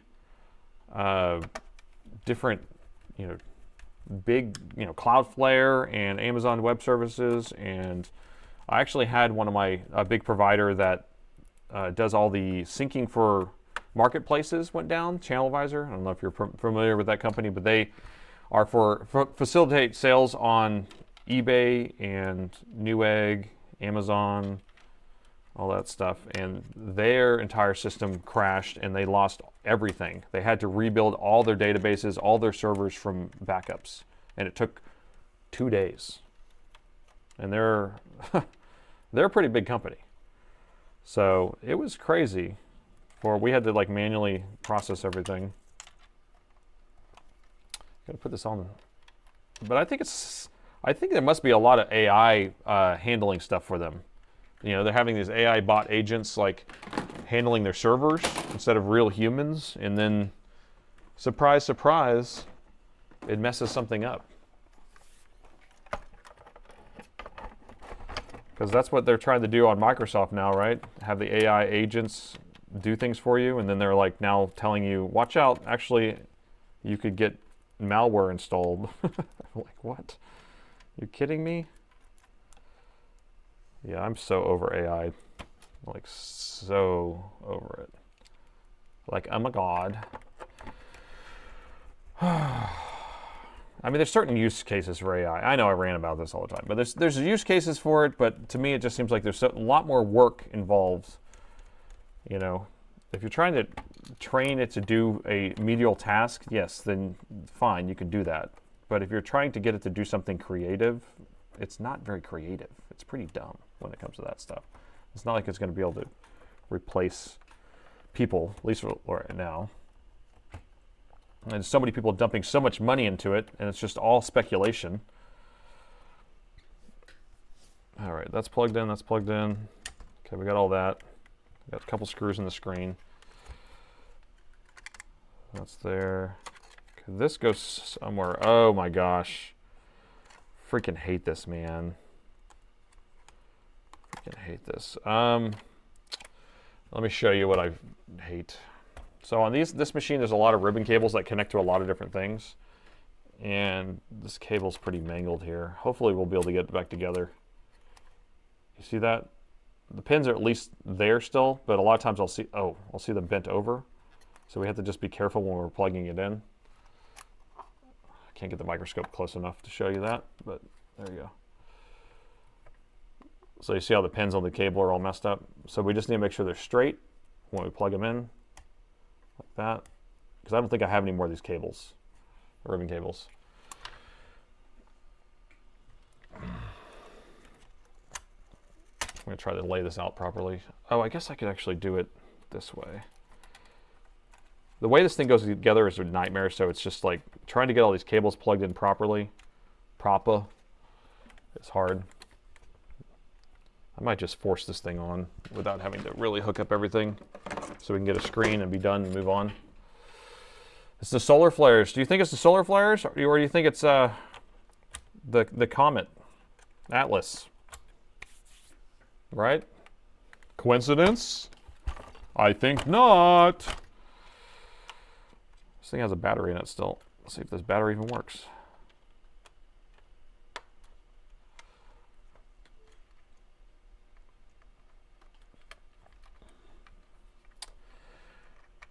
Yeah, AI assistants are great for admins, speeding up certain things.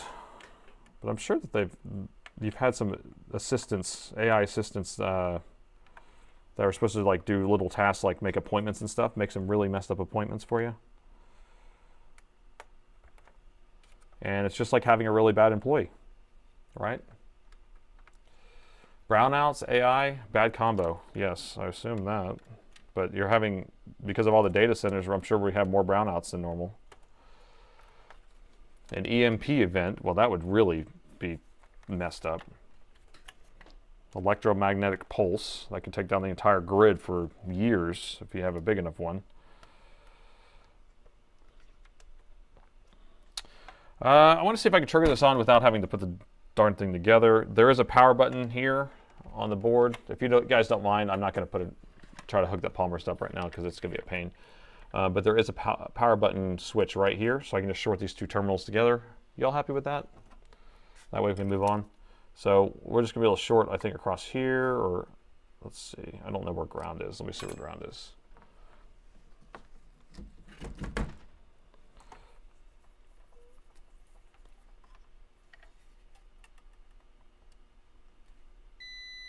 Okay, so that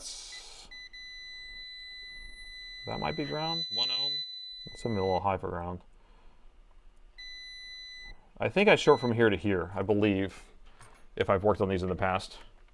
Oh, I got the Alienware lights on.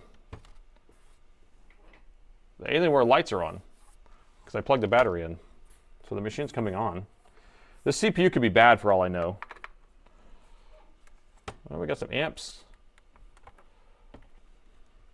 So I didn't even need it. Maybe I did turn it on just now when I pressed that button. Thanks for the interesting videos. Well, thank you so much. Thank you, Fraser.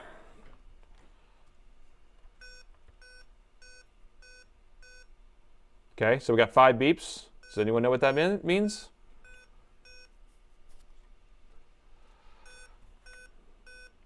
I know what it means. It's just a quiz. I'm going to shut this back off.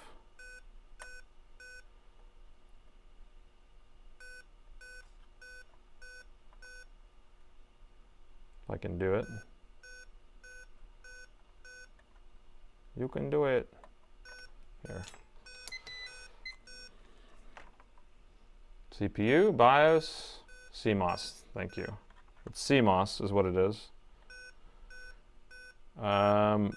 So the gist is whenever you unplug the CMOS battery, when this thing will come on the first time you turn it on, it will give you a 5 beep error saying that the CMOS has been reset, and it won't post until you shut it back off and then turn it back on. But I'm trying to get the freaking power button to trigger here. And it's not triggering. It's making me irritated.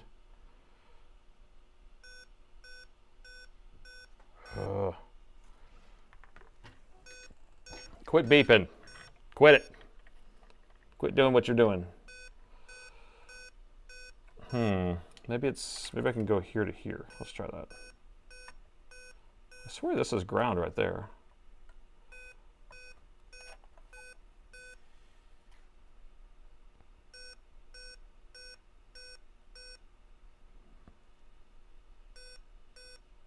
There we go, that shut off, and I'm going to turn it back on. Go back on. Okay, I just had to hold down the power button, quote unquote. And let's see if we get a screen. Oh my goodness. I saved another laptop. Boom. And this thing requires a 330 watt charger. But I got both GPUs heating up, got the CPU hot. So we are good to go. That's it. We did it. We did it. So that was what you call a easy burrito, but it still took us a long darn time. Let me get all this stuff out of the way. And I can put this away. We can start another one. And screws. Got to remember screws, right? Thank you so much.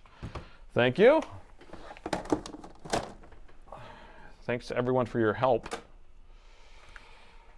All right, let's clean our area before we start the new one. And have some more coffee too. Sleazy burrito, a raw dog burrito. But yeah, that's a simple fix. We didn't have to really go through a lot of diagnosing to do that. So that's what we call something that's really straightforward. You just go straight in there and just do it. Just do it. What was the next one? Did we say it was the 5515? I believe. They were all so close, so it doesn't really matter to me. So blown inductor or blown MOSFET. Those are the two. I mean, I have some other ones here too. I mean, I have another one I need to do. That's the X17R1 or X17R2 that has the keyboard issue, the infamous keyboard issue where the keyboard doesn't work in Windows, but it works outside of Windows. So I'd have to change out a choke, and then I also need to de-liquid metal the machine. So that's another machine I have to work on too. 5515. Okay, so we'll do the 5515, which is this one.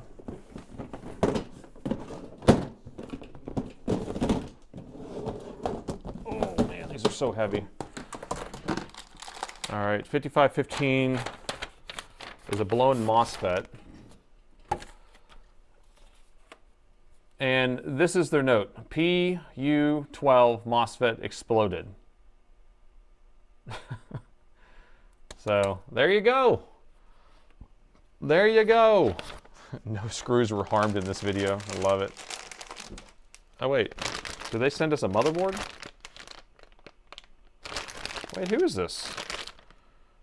Donor motherboards. Okay, so they sent me some donor motherboards to be able to take that MOSFET off of. Let's see what motherboards they sent me. Nice.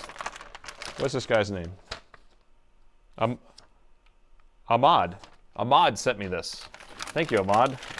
All right, so we have this board. This looks like a XPS 9700. That's a nice board. Very proper nice.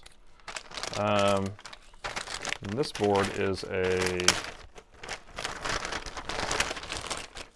17R4 or 17R3 board. This is an old Alienware board. Nice, proper nice, proper nice. Okay, well, we'll be able to find some donors if we need to off of those.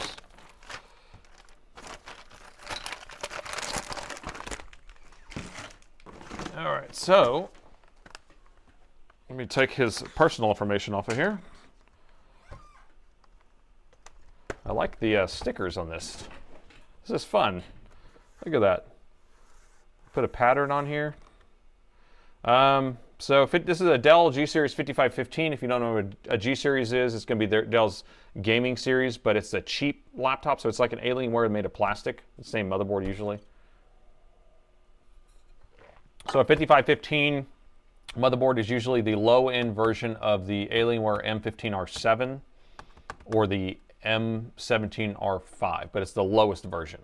So it's going to have like a 1050 or something like that in there. Not 1050, a 2050 or 2060, I don't know, whatever. So a lower end version. So should we plug it in? I don't know. I don't know. We need to update the title too, by the way. So blown MOSFETs G-Series 5515. All right, new date, another laptop that needs to be saved, and this time we have a Dell G-Series 5515. This customer sent this one in because it said they had a blown MOSFET, and they actually sent in 2 donor boards to try to get some components off of. So I haven't taken a look at this yet. Let's take a look together and see if we can get this figured out. So, yeah, it's not turning on. Actually, I do want to plug this in just because I'm crazy. So let's keep an eye on the power meter. Let's see if we see a spike or any type of power rails coming up. And it shorts out the charger. What? What? I shouldn't have done that. I shouldn't have concurred. That was no good. So let's get the... Oh.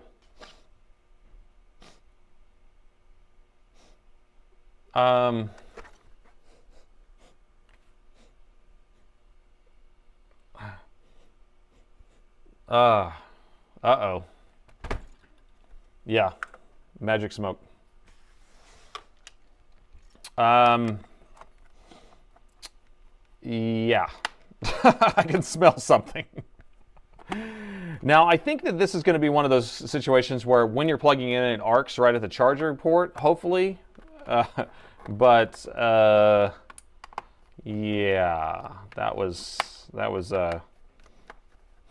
it's like, oh, it's strong. The smell is strong with this one. Why? Why did I plug it in? What was I thinking? I need one of those like brownout meters or whatever where you can like, it like lights up a light bulb. Fire on the chipset. And the bottom is smelly. The bottom is off. I don't know where PU12 is, but PU, I can tell you. Oh my goodness. I'm going to unplug the main battery here. The battery's plugged in the whole time, so it's going to have to be on the input circuit somewhere. I'm going to have to do the smell test. Let me take this back cover off. No LTT screwdriver. No, he hasn't sent me one, so I haven't tried it out. I think his screwdrivers are like $100 or something, right? So I use a $5 screwdriver. $5 screwdriver. They actually are very good $5 screwdrivers. Oh man, I can really smell it. Oh, I took this cover off. Whew. Hoo-wee. What's up with that? What's up with that?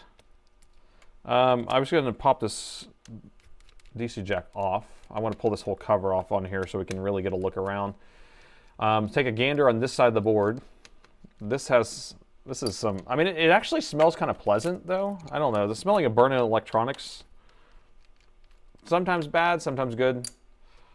You want a $5 foot long? $5 foot long. I didn't even know is Subway still in business?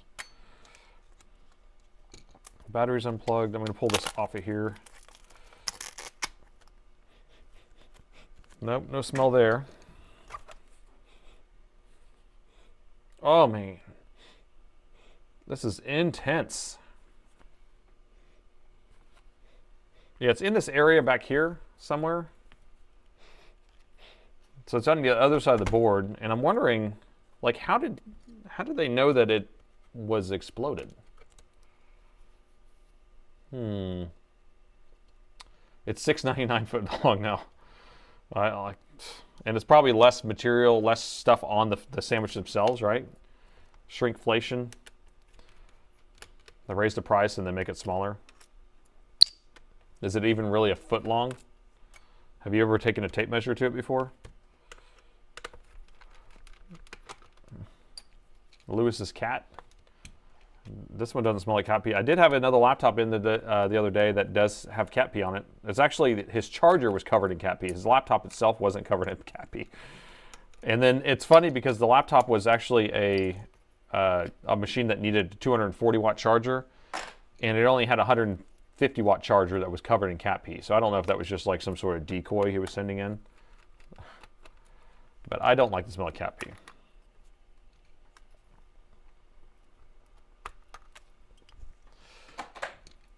Oh, his cat's name is Clinton, that's right. Well, he has a bunch of cats, right? Doesn't he have like 3 cats?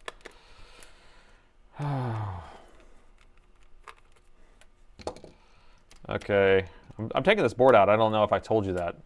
By the way, I'm taking this board out because I could smell it on the other side of the board. And I feel like that first Easy Pizza took too long, so we're gonna go a little faster on this one. I wanna see if we can get all 3 of these fixed today. Capiche? Charred PBC bourbon. You know, it does kind of have that smoky, oaky taste or smell. Smoky, oaky. So it could be like a double oaked bourbon smell, a little bit. Double oaked. All right, and the motherboard is out. Whoa, what is that? Okay.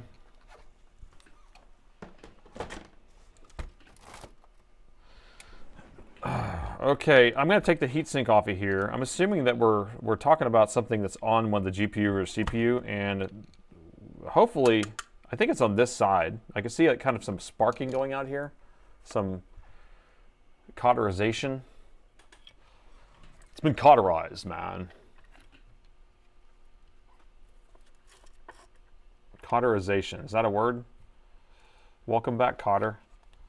So, I see a suspect right there. Look at that. That is cray-cray. Look at that.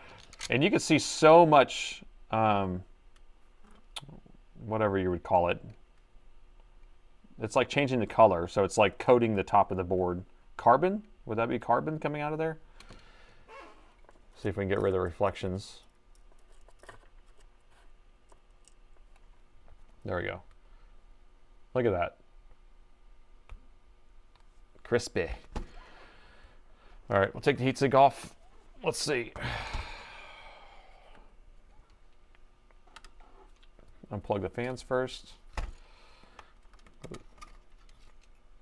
Alien crash landing explosion. Yeah, so this is definitely the lower end version of the board.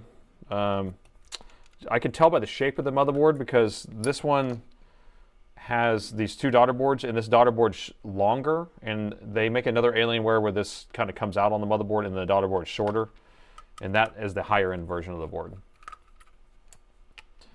And so this one's definitely just a low end G series board. I don't think these are super expensive either, if it needs to be replaced. All right, and the heatsink is off. All right, so it is on the CPU. Hooray! Common. All right, so what I've determined on these are 8694 monolithic MOSFET drivers that I've had to change out a million of these over the time. So that thing is messed up, cracked, exploded, probably not repairable. We'll change it out. But what I've determined is that if I don't change out all these, or at least these four, because these are the ones together and this is on its own little thing, I believe, then one of these are going to fail again. But this is messed up right here, bro. This one's, yeah, there's no liquid metal on these. This is not high enough end. It's low enough end. It is a Ryzen 9 though. It's pretty much always the Ryzen 9s that I have these things blown up on. What's that?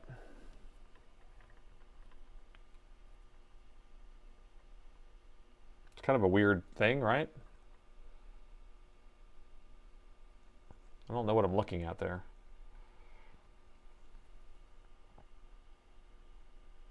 That's a solder ball or something that came over here and started arcing. So solder balls are produced a lot of times whenever these things get so hot and it starts melting solder coming out the side of it.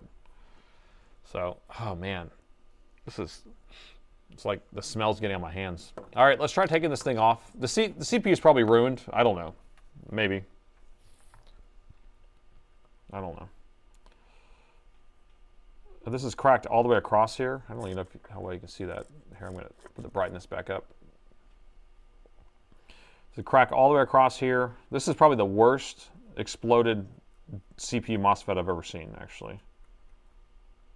And you get to experience it in real time. I don't know if we're going to be able to get this thing off here. I bet this whole side right here is welded. Should we just... Now we got to take that thing out. Hopefully it's just shorted on the low side and it's protecting everything. Here, actually, before I do anything, I want to measure the resistance on here and see what we got. So, hey, it's at 2 point something. CPU could be fine. We're at 2 point something here. And then the main power rail input is not shorted. Wait a minute. Is that right? What? What? Okay, 2 point something right here.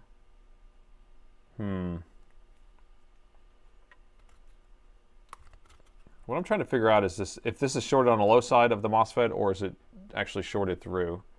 So that's ground. This is positive. No, okay. Yeah, I think it's short on the low side. The main power rail is actually measuring almost nothing. And the CPU is at 2 something. So the main power rail, if it was actually shorted through this MOSFET, through the CPU. Wait, is there liquid metal on there? Is that just Arctic silver? It's crazy how much silvery stuff is in here. I think it's just Arctic silver. But anyway, what am I saying?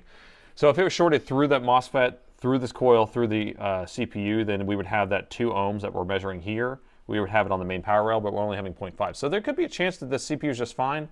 We may not be able to rebuild that power stage though, because it's all messed up. All right, don't jinx myself. I know. All right, we're gonna try to get this guy taken off. Lots of heat. Kind of looks like liquid metal, but it's not. It does have a lot of those flakes. Need some air. Ooh, that's smelly. Right as I start heating it up, it smells intense. That's why we need some of this pine sol. We need the pine's fresh smell of flux to overcome it. Let this boil off. Ah. It's like incense.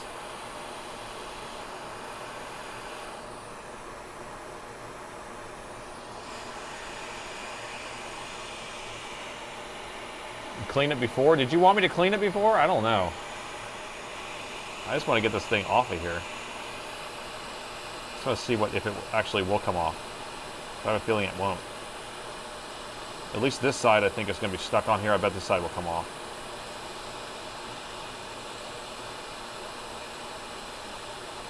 Oh, this one's crumbling. Okay. Nice.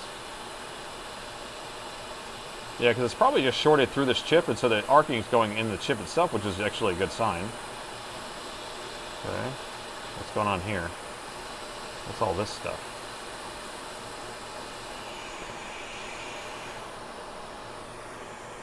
Here, I'm going to zoom in a little bit more. I can't really see what I'm looking at.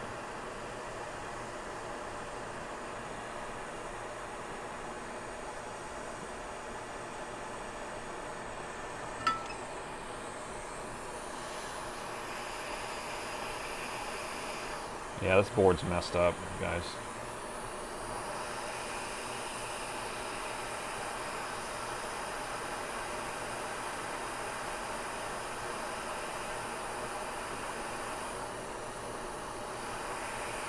Yeah, this is messed up. I'm trying to put this capacitor back on here.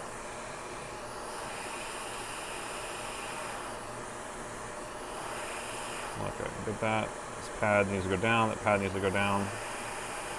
Okay. So that pad's missing, which is fine. What about this guy?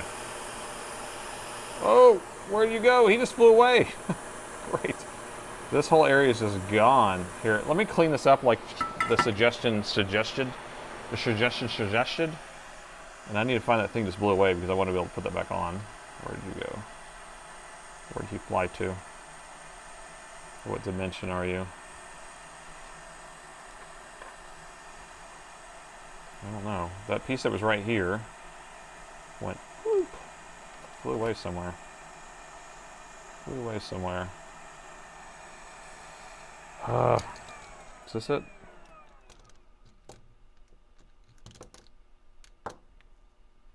I can't tell where it flew to. What is this? Oh, that's the other half of the chip. Okay, let's see. Got all sorts of little pads and stuff that just fell off the board when I dumped it. This is not an easy burrito. I don't know where that pad is. I'm assuming it has to be this right here. Aha, this is it. This is what we want. Okay, so we're going to save this because we can always put it back right there. So I'm going to put it off into one of my little troughs over here. Okay, so let's get this cleaned up. It doesn't look repairable to me, but I'm sure people are like, "You wimp, you can't fix that? What are you talking about? I think it's brand new."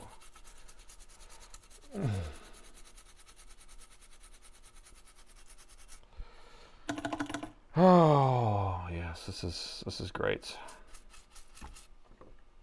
Yeah, I don't know this. I mean, the board layers are pretty fugly. You can see the whole thing is burned out here in these board layers. But we might be able to just take all this off and it turns on. Yeah, maybe. I think the short is gone, I would assume here, but I'm sure people want me to test. I can do that. Okay. Let's dry this off.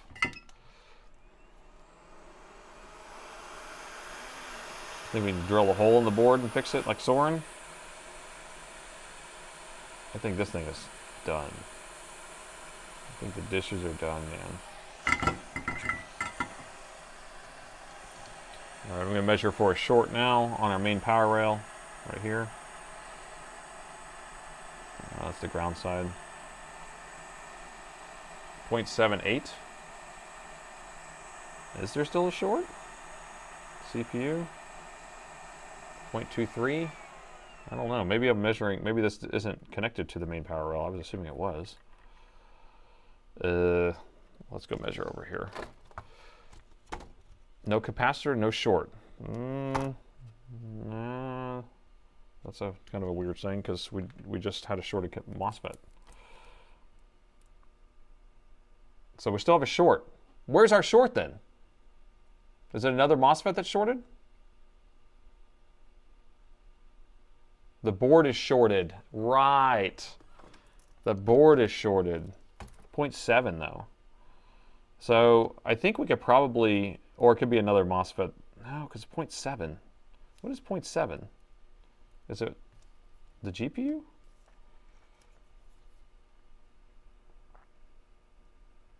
The GPU is at 0.18. That's really low for a GPU also. This board is messed up. This board is, this is nothing. This ain't nothing happening here, man. So you want to inject some voltage and just figure out what's going to go sizzly.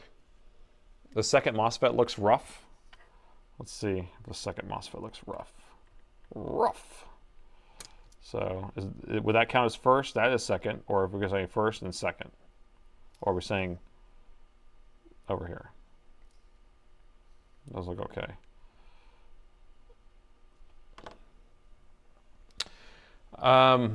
It's a write-off. Yeah, at this point, I mean, there's nothing we're going to be able to do to really fix this, I don't think. I mean, without a lot of work. Actually, let me see how much this board is. That's the other thing. We'll usually stop and be like, okay, is this board even worth our time? Let me scan the part number of the motherboard. Nope, that's not it.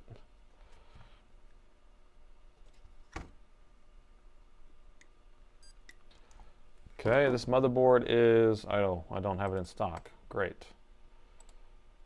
It is, sorry, I didn't see your message. Give me a second.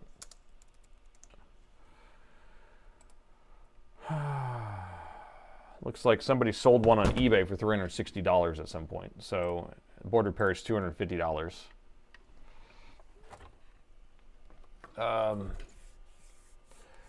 What was the message? I missed it. I'm trying to find who put that message up there because I wasn't on the same screen, so I didn't get to see it pop up. Hey Nathan, did you ever hear successfully replace a CPU on a board? I haven't done it. People do it, I'm sure. I just bought a new BGA machine, so we'll experiment with it on one of these streams at some point.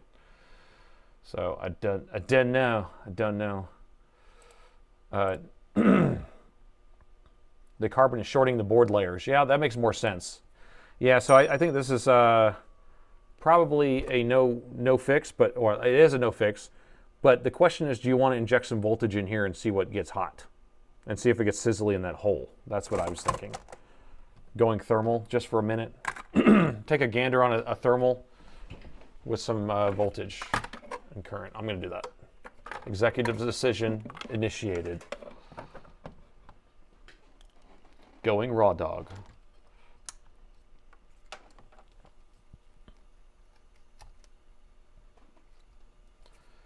And sizzle action, I still don't like starting it really high, but we'll do 1 volt, which is high. That's high. Oh, you want to do Dremel? Let's do Dremel. We can Dremel right through that board. Excuse me. Let's put I'm going to put some alcohol down the hole, down the chute, and we might get a flamethrower action. We might get a little flamethrower right out there. All right. You ready? Maybe that wasn't a good idea. But if we're under the thermal camera, I'll be able to see the heat because these flames are going to be clear and not going to be able to see them, right? So if we do that, it might be better, right? Are Dells reliable? Yes, they are. But they're the same as every other manufacturer, right? So they're all made by the same ODMs anyway.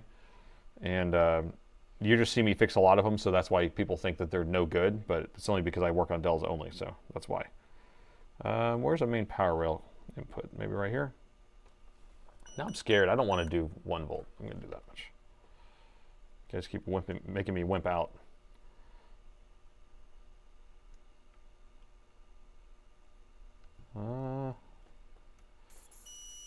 16 amps, that's too much.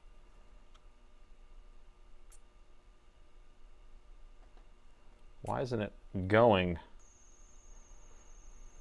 Okay.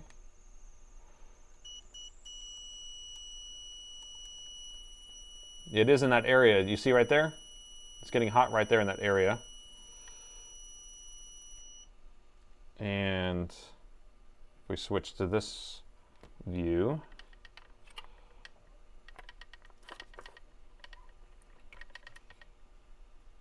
all my alcohol's gone.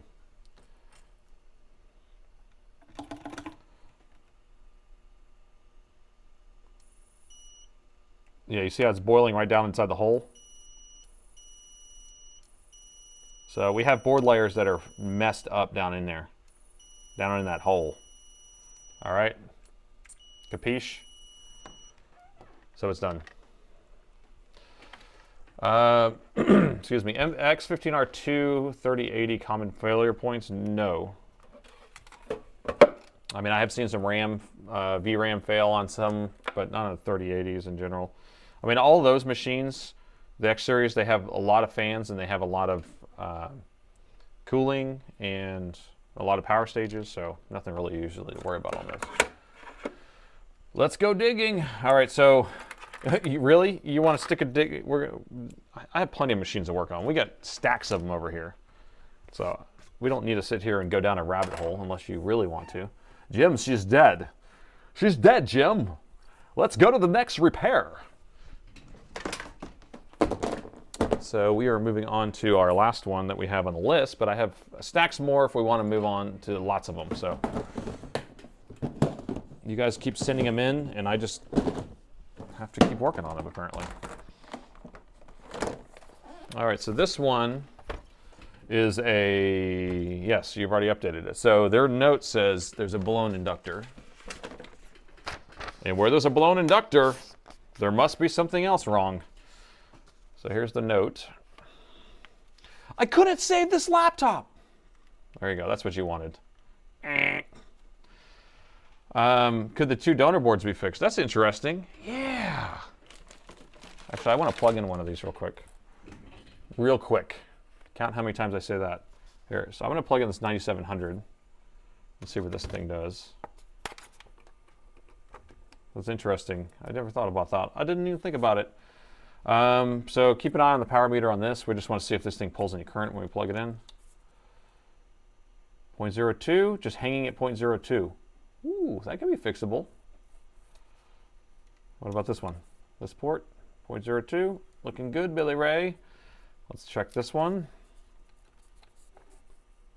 0.02. All right, so it's just hanging at 0.02. No magic smoke on this one. This one's definitely more viable to fix than his other machine. So he sent in a couple different donor boards, so that one seems to be okay. Or not okay, but seems it could be fixable.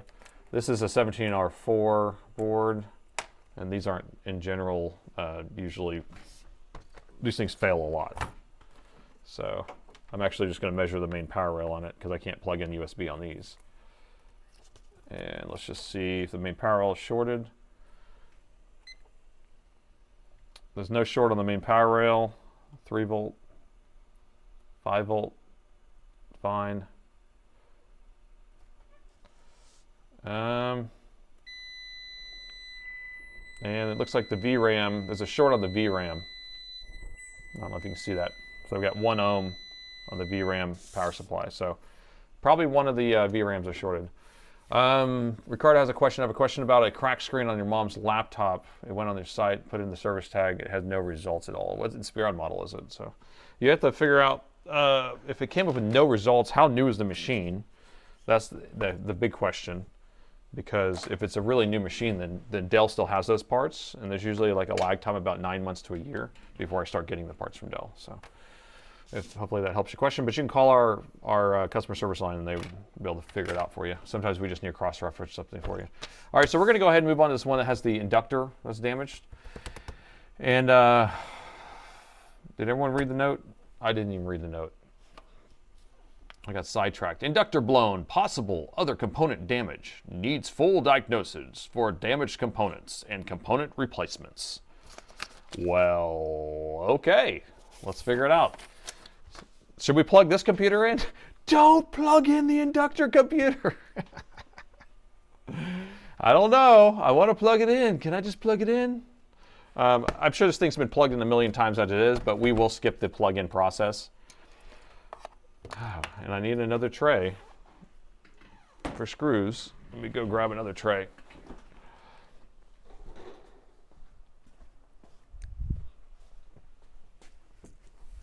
Actually, I'll just take the screws out of this. Yeah, in general, if someone says that it's shorting out the charger, I won't plug it in. If they didn't mention that it was shorting it out, they just said that there's a blown MOSFET or whatever. I didn't think it was going to short out the charger. That's why I went ahead and did it, just so you know.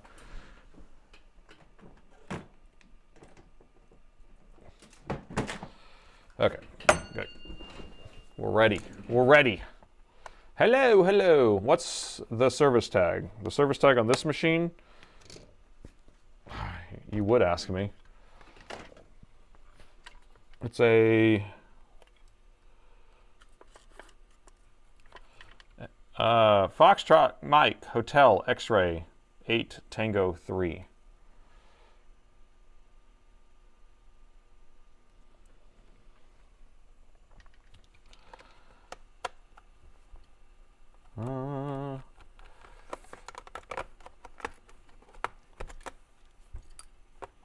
Oh, I see. Premise was talking to somebody else anyway. That's funny. You're trying to figure out the screen for the other guy. Dell, the Nathan the Dell surgeon. After you're done, can you recommend a new laptop? I want to get to use Blender on it. Okay. Let's think about that. Let's get a gander. You want something with accelerated graphics, I'm assuming. And and the bottom is off. Okay, battery's unplugged. And ooh-wee. Do you guys see it already? I can see it. You guys can't see it, I'm sure, but I can see it. That is the blowed up. I've never seen an inductor looking like that. Do you see that inductor? These are inductors, by the way. And this guy has a huge, huge, I mean, that's cray. That's crazy. I have never in my whole life seen that before. What does that mean? What does that mean? Has anyone seen that before? I don't even know what to think. An inductor is just a coil of wire, okay? So, I mean, I guess it got insanely hot. What do you think? I mean, there must be a short on one side of that, I would guess, but that is just messed up. I don't think he was kidding. So let's measure for a short.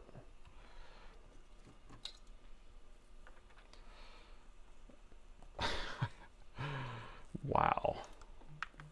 Looks like it was shot. Defective from factory, maybe? I don't know. No short circuit protection. Yeah, the protection MOSFETs may be not working. So, hey, and we don't even have a short here. What? This isn't a coil. It's a choke. It's a choking point. No short so far. Let's see. Short, short, short. Short. So we're not, I don't see any shorts in this area. Here's the protection MOSFETs. Let's check these guys to see if we have one of these stuck on or something. No. Nope. What about to the gates? Drains? Nope. How in the wide world of sports would that happen? This is the battery charging MOSFET. Do we have a real battery? By golly, it's even a real battery. Ah, I know what it would be. Okay. What do you think? What do you think about a shorted MOSFET charging the battery? Right? So I've seen that on this machine actually in particular, where one of the MOSFETs that, so basically we have 20 volts going in the laptop, and then the battery charges at 12.6 volts, somewhere around there. And so I've seen a MOSFET that's supposed to be pulsing and lowering the voltage down to 12.6. I've seen that become shorted and then send the full 20 volts to the battery. Usually it just shuts off the charging, or the battery shuts itself off, but I guess the coil could have just said, what are you doing to me? And then just freak out. So I bet we have a shorted MOSFET on the charge circuit. Let's check one of these guys. Might have a high side and low side and all sorts of stuff sides. No? There we go. There she is. Whew, I knew I had to be right at some point. So this thing is shorted, so we're getting our 20 volts straight from our charger straight over here.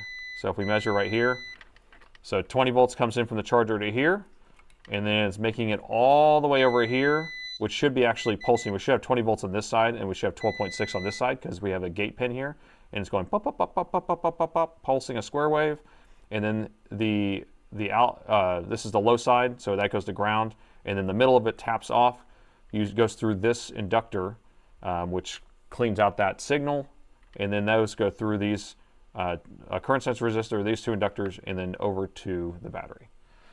All right, diagnosed it, solved. Next, please. Yikes. Okay, so now the question is, if we replace that MOSFET, will it fix it? And in general, I usually replace both of those because.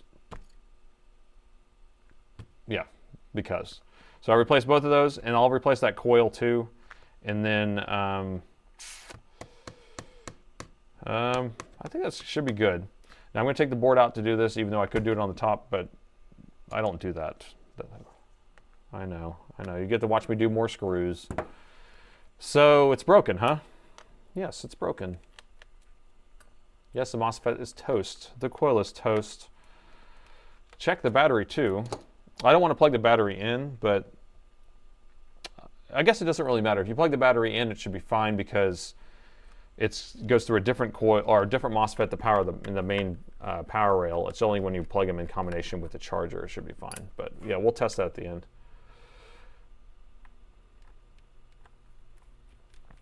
Nate must be on top notch, not live.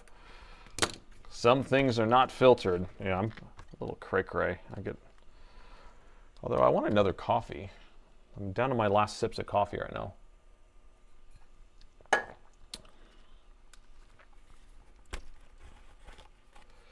The power management chip could be blown, possibly. I mean, the thing is, right now we can plug in the board and turn it on, I bet.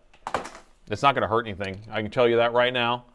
It's safe to plug in the board. There's no shorts except for that MOSFET shorting to the battery. So as long as we don't plug in the battery. So before we actually operate on this machine, let's plug it in. No, don't plug it in. That coil is messed up. Well, that coil is going to the battery. We don't have the battery plugged in. So we should be able to plug this in just fine. And the machine should turn on. And looks like it's powering on, 2 amps. I just want to see if we got the screen. I want to make sure that we have everything functioning, because what happened if we put it back together and it's not working? We don't know if it was working ahead of time or what. So power management chip seems to be fine. PMIC is fine. The BMS should have cut it off, so the battery management system inside the battery itself should have cut it off, but it didn't. Raw dog and unfiltered.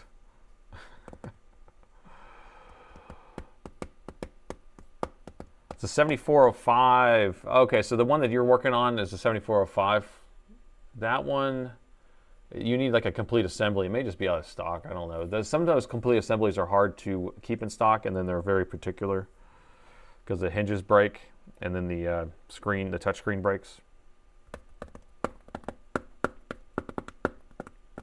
Did you turn it off and on again? You guys watch IT Crowd? The best. Love it.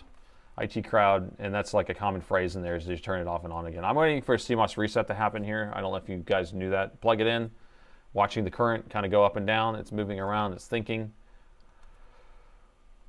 You're going to wait until he says it, so please comment the laptop name here. All right, I did see a flick on the screen here. Once again, the laptop could be a new Blender laptop. So the new laptop that's a Blender laptop. I'm just trying to think of like how strong of a laptop I want to recommend. That's the thing. It's like, do you want IT Crowd's the show I'm talking about? Love it. So I got an Alienware screen. It's like you could get so chargers detected right here, if you can see it. I can't brighten the screen. Outside of Windows, sometimes it's a little funky. We have to go over here to screen. Well, whatever, it's working. Display, brightness. There we go. All right, but anyway, battery chargers detected right there. So laptop's working, chargers detected. So we're just fixing the two blown components there. IT Crowd was one of my favorite shows. I've watched, there's only like 5 seasons, and I've watched all the episodes over and over again. It's a show that I'd listen to on my phone or something and watch it off to the side, and it'd be cracking up, just like I can't even stay silent. So if you haven't watched IT Crowd, it's a British comedy. It is brilliant. Do you repair a lot of Alienware? Yes, because they are worth a lot. So Dell XPSs and Alienwares are the main ones I do. Back to the computer that does Blender. I'm just trying to recommend something with a gaming laptop, gaming GPU, but I would say stick with something that's like a lower end GPU in general. So like a 30, or not 30, but a 60 or 70 series. So if that's going to be good enough, so if you're okay with getting like a 4060 or 4070, just don't get the 4080s or 4090s or 5080s or 5090s or any of the highest end, because those are the ones that are going to have the biggest problems with having issues in the future. So if that helps, because I don't know, laptop wise, you're going to have to pay up for that anyway. So you're going to get like, and I don't know if you're talking about the newer models where you're going to get like a Dell Pro Premium Max Plus, whatever, this crazy naming. So if it was me and I said, I want a Blender laptop, I would find like something that has like maybe a 4070 in it or something.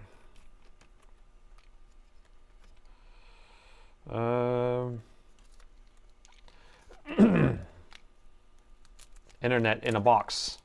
Did you turn it off and on again? Do you have a button for the internet?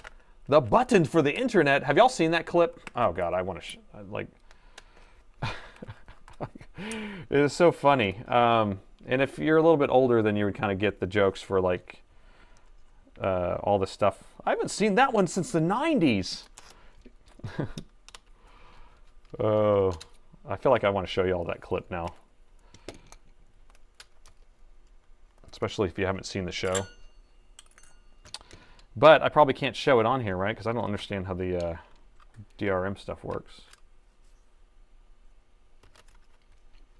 But look it up. Look it up, button for the internet. That's what you need to search for on YouTube, or someone paste a link in there. Because that is ridiculous.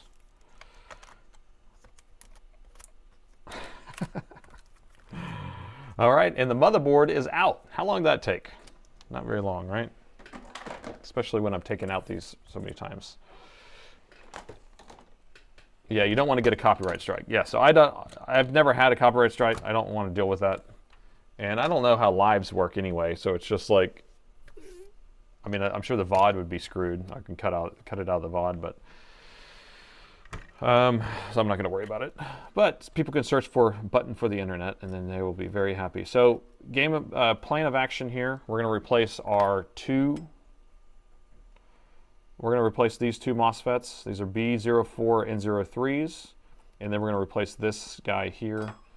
And so let's get this removed, and then we'll put it in one. Oh, the wheelchair one. That's episode 1. That's it's called. What is it called?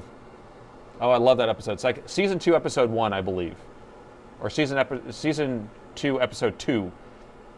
It's when they go to the gay theater, and Jen's dating a guy that she doesn't know is gay, and they're going to see a musical called Gay, and then I'm disabled, and then one of the guys ends up getting stuck in a wheelchair, and I mean it's I'm rolling on the ground.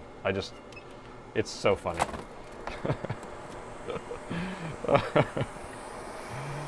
Oh my gosh.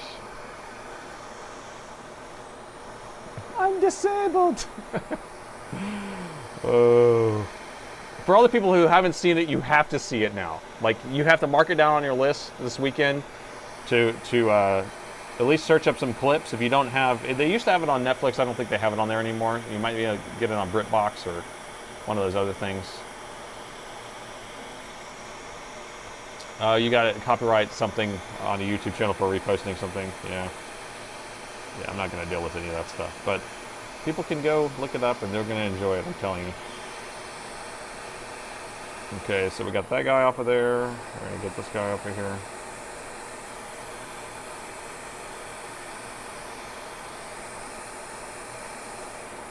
Get this guy off of here. I've never seen a coil looking like this before. This thing got choked.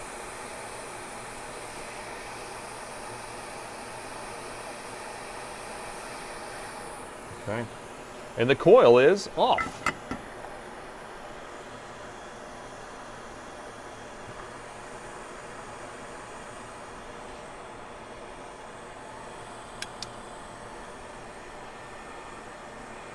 If you want a 70 series, it's better to get a desktop. Yeah, when you get these laptop GPUs are just not as strong anyway, so you're always, I always just say that, like, if it's a 4070 laptop, then it's like a 4060 desktop GPU, kind of like that. And then my rule of thumb also is, like, whenever you go up a generation, it's usually a step down or a step. So if you went from a 3070 is a 4060 equivalent in a laptop. I don't know if it's the same in desktop. That's just kind of my rule of thumb. Series name again, like if you're getting a laptop, I don't know if you can handle a 4060, but 4070 would probably be the max that I would do. Or you get 5060 or 5070 if you're getting a new laptop.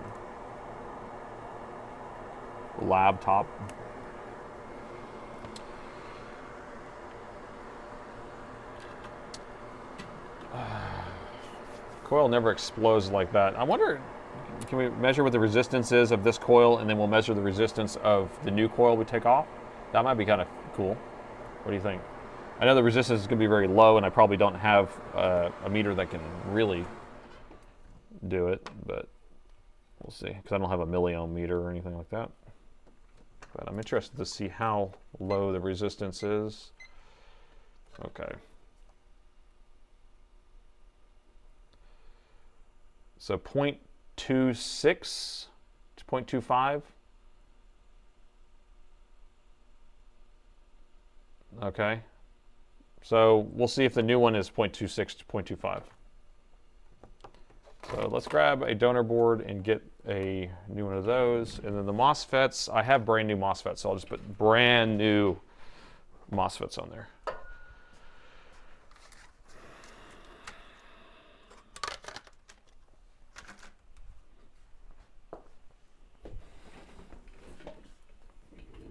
All right, brand new. So this is a donor board. I've already taken stuff off this board before so we can steal that coil.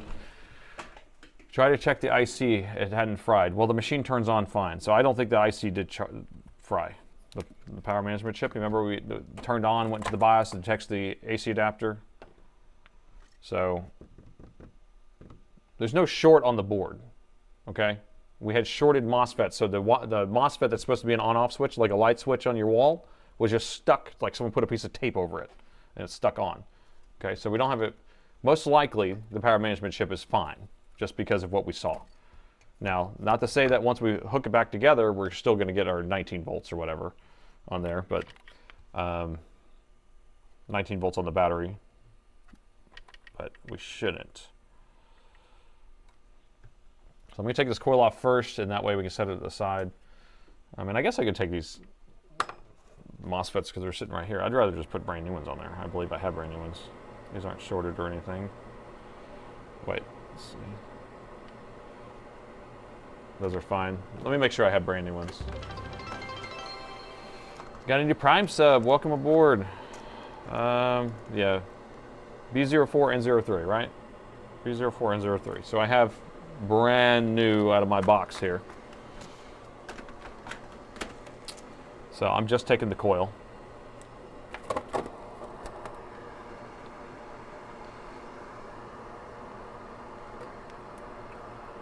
Yeah, fan noise could be an issue on laptops that are sitting there chugging away.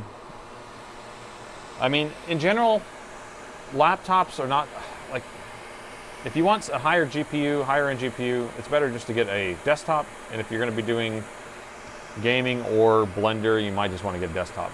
Except if you need to be going places and stuff, you know what I mean? So. All right. Coil or bust here. I'm trying not to heat the coil directly. I might just use a soldering iron. Soldering iron. I might just use my soldering iron here. Let's see. That might be much better.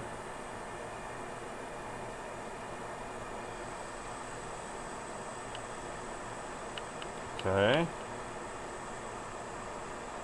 See if I can tombstone this side up. Almost.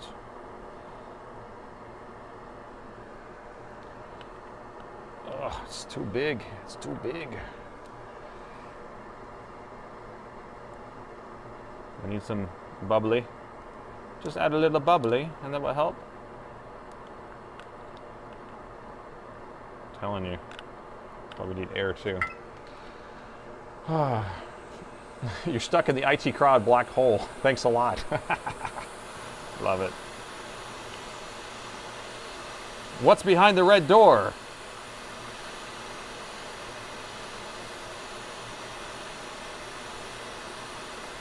Oh gosh, come on, dude.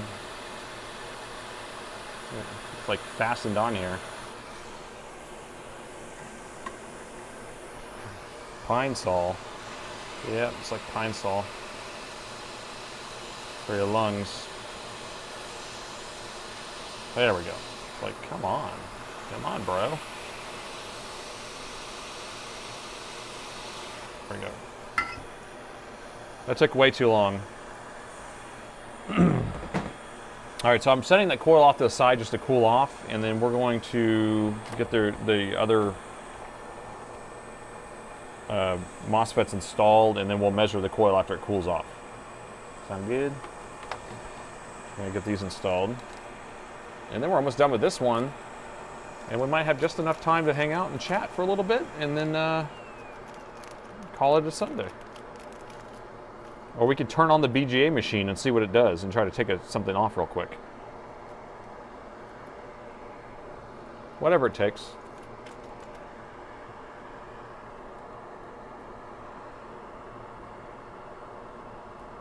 All right, so we need to pre-tin these guys, or dip it in rosin, but I don't have anything to dip it into.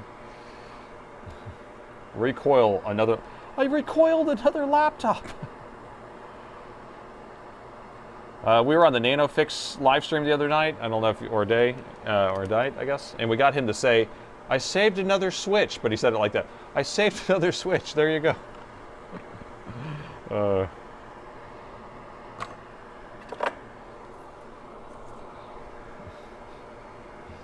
Hello, where's the inductor? We have it off to the side right now, cooling off, the new inductor, the brand new inductor.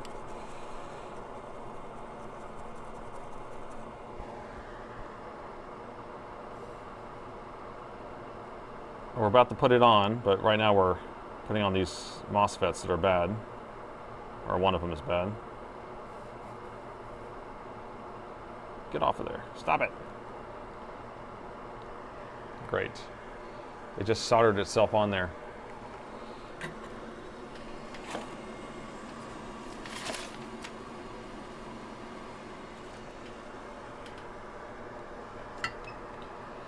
Now it's stuck. NanoFix is fun. Yes, I do enjoy some NanoFix. I have to get my Nano fixed sometimes.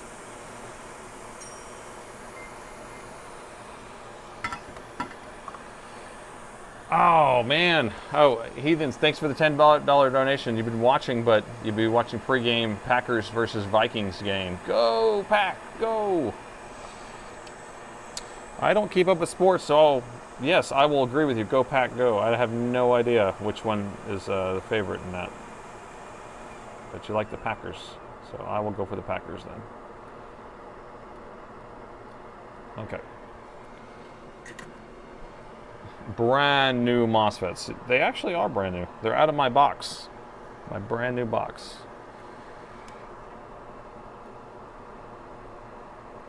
You know, it'd be fun if Soren sold. That's what he should do. Is Soren should sell surprise boxes. Truck, thanks for the donation. He should sell surprise Soren boxes that you don't know what you're going to get, but you'll get kind of a mix of just like some components. What do you think about that? It's pretty genius. I should tell him about that. And you can order a mystery box, but it's a mystery Soren box with random assorted chips that are all brand new, of course. Say hello to my Soren box.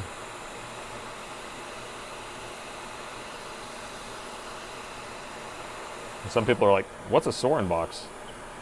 Well, you have to watch Soren too if you're gonna watch IT Crowd. You got a couple assignments. Watch IT Crowd and watch Soren. And I guess watch the Packers game. And Colts. We got a lot of sports people in here. Go sports. Go sports. So I'm going to squeeze out some of this solder here. Let me get that ball out of here.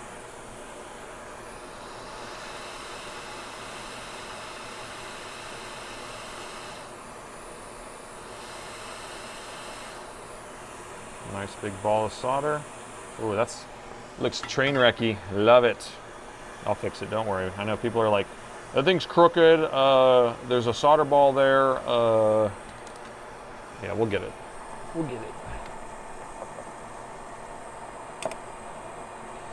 She's liquefied, see? Okay, I'm gonna pick up that solder there. Nice. Pick up this solder here. Yeah, yeah. Pick up that solder there. Nice. We got all the solder, see? All the solder's cleaned up, see? Okay. That's good. Alright, so the coil's still missing. We haven't put it on. And that's fine with me. We got that kind of cleaned up. So what we want to measure now, this is the brand new coil. The absolutely never used brand new coil from Soren's box. And we're going to measure to see what the resistance is of this. So the other one was 0.25. So this blowed up one, the one that's been blowed, that one is 0.25. So what is this one going to measure? What if it measured the exact same thing? I don't know. 0.1? How's that possible? So if there's more windings, I mean, because I can understand the windings on this getting melted and then getting shorter, so therefore the resistance would go down. But why does this one have lower resistance? Maybe this one was still hot when I measured it? Yeah, 0.21. So maybe it has a thinner area. Maybe there's a thinner, I don't know. What do you think about that? The math doesn't math. The math doesn't math on that. You love my Jim Carrey voice? Let me tell you something. So I don't know. If someone can tell me why you think that that is the good one that has a lower resistance. So remember, it's just a coil of wire. So longer wire, more resistance. Shorter wire, like if this thing got melted and the windings are all shorted together, shorter wire, lower resistance. I don't understand. I don't get it. Overheated coil. Yes, because of the shorted MOSFET. Okay, so we're going to set that guy right there. Can we just tack it on with a soldering iron? Can we just solder it on there? I feel bad, man. I feel bad.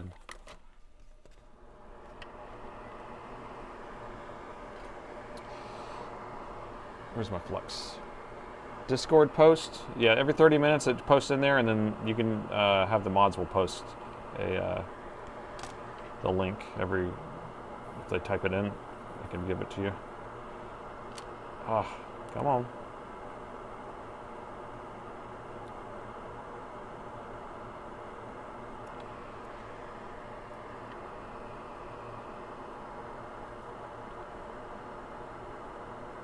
Try not to put too much heat on this coil.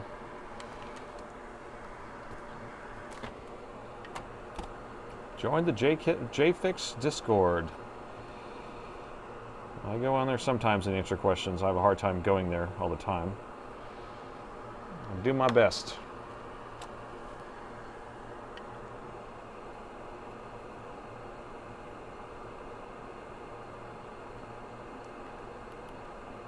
Okay. I'm going to add a little bit more to the other side.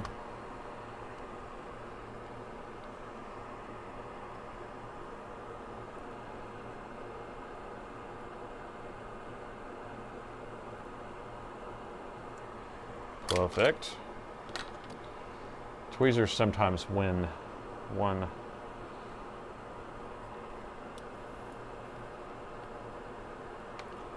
Just want to make sure I have it good enough connection here, because there is going to be a lot of current charging the battery.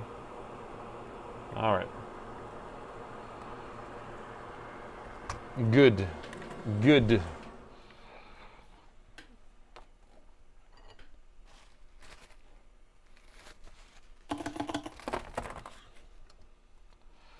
It's weird how laggy this seems sometimes. It's just strange.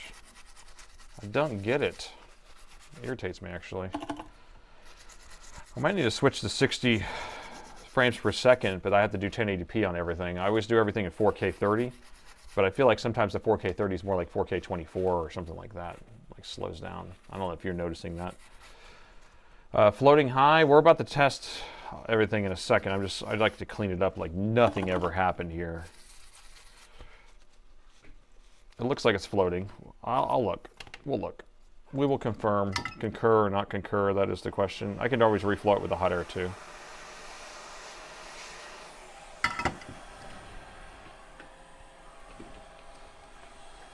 Concur or not to concur, that is the question. It is floating. Look at you. Look at you. Look how high up it is. It's like floating high. Yeah, so I guess I'll reflow it with a proper nice way. I mean, it definitely has good enough connection, but, you know, details, we're going to do it the proper nice way. The Discord link is in the chat. Just scroll back up. I know we just put it in there.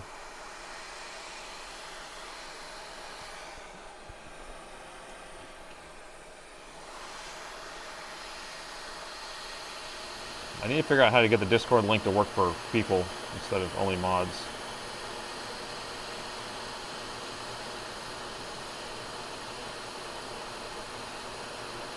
Okay.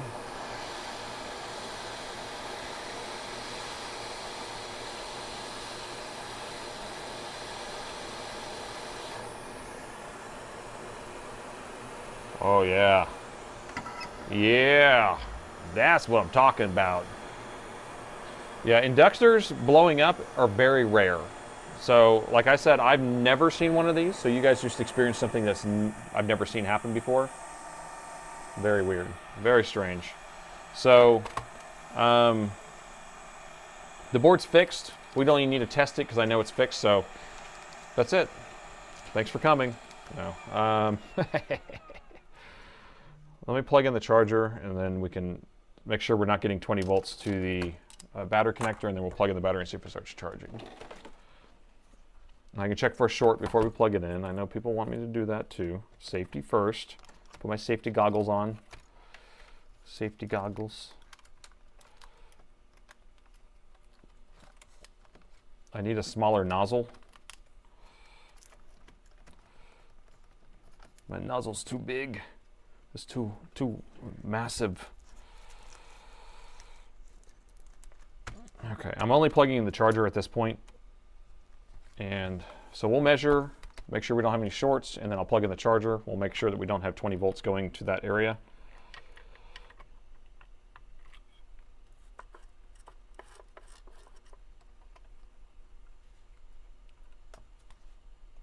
Okay.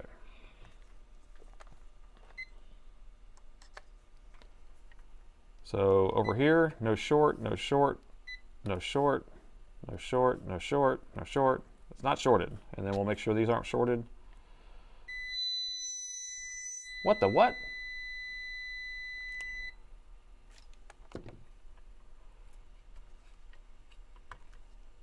What the what?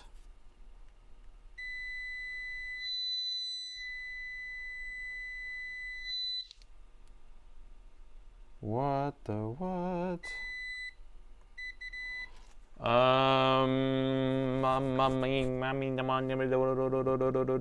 That's wacko, yo.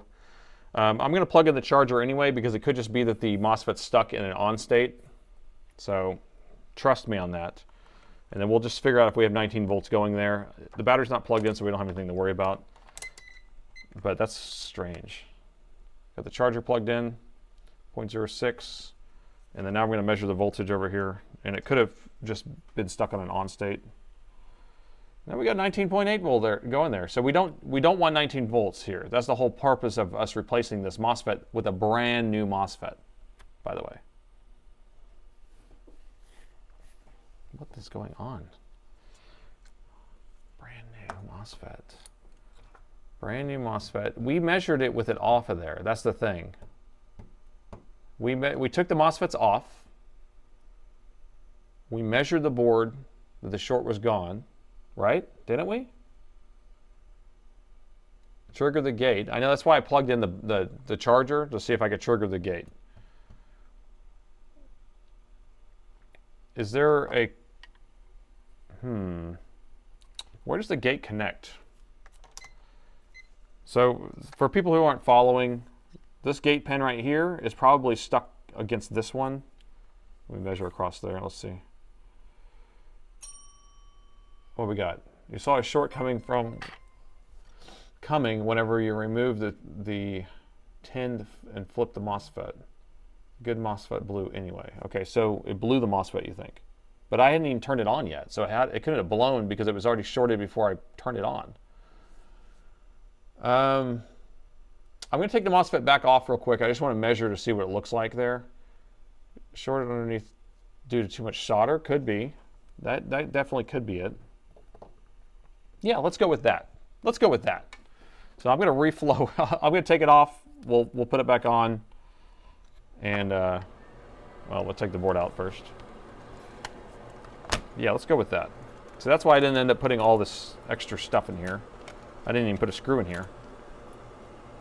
See? And the motherboard is out. See, that was quick. You didn't have to wait for me. But I did measure it ahead of time. Yeah, I could just reflow it, but I'm going to pull it off just because, you know, entertainment.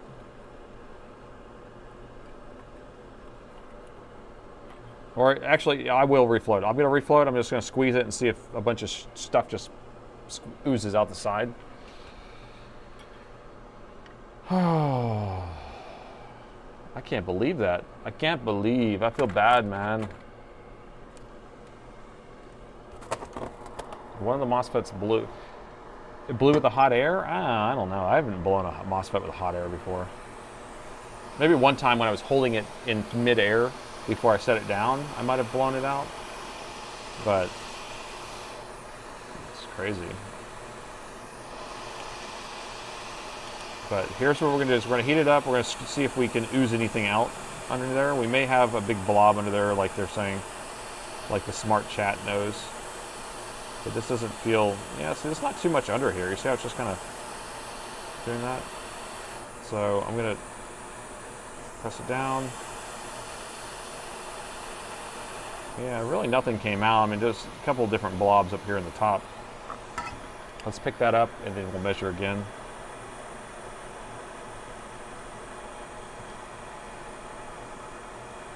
That was unexpected though. Unexpected. Although I did see some stuff come out the side just now.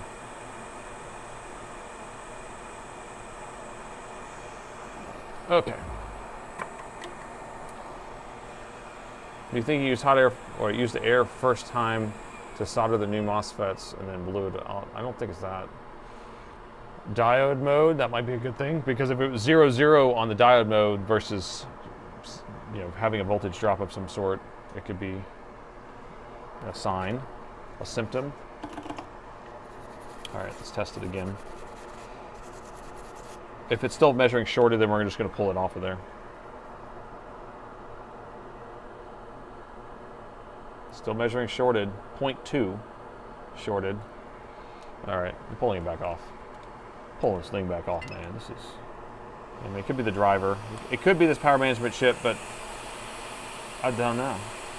So if I take this off and it's still showing shorted, but I swear we measured it. Oh, yeah, I swear I measured it. But I don't know. Sometimes I do too much stuff and I don't pay attention. So you guys could have, I'm sure you can rewind it and tell me. All right, yeah, there wasn't even a bunch of stuff under there. So, did I put the right MOSFETs on there? B04, N03s, I believe that was what they were, right?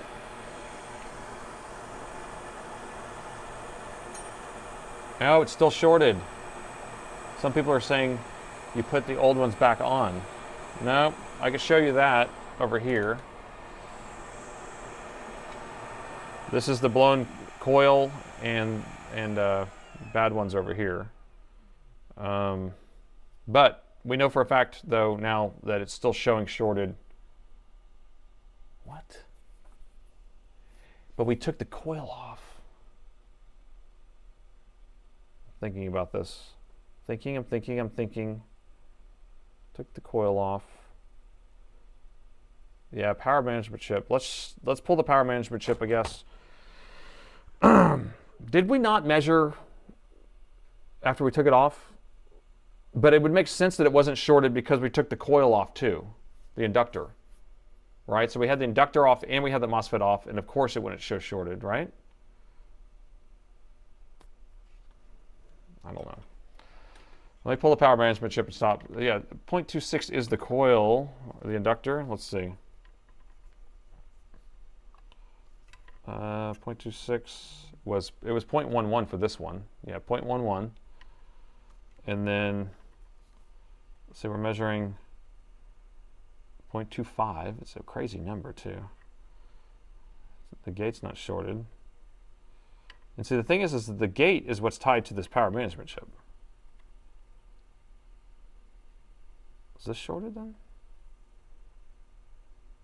The low side's not shorted. What? Is there one in parallel? Bro.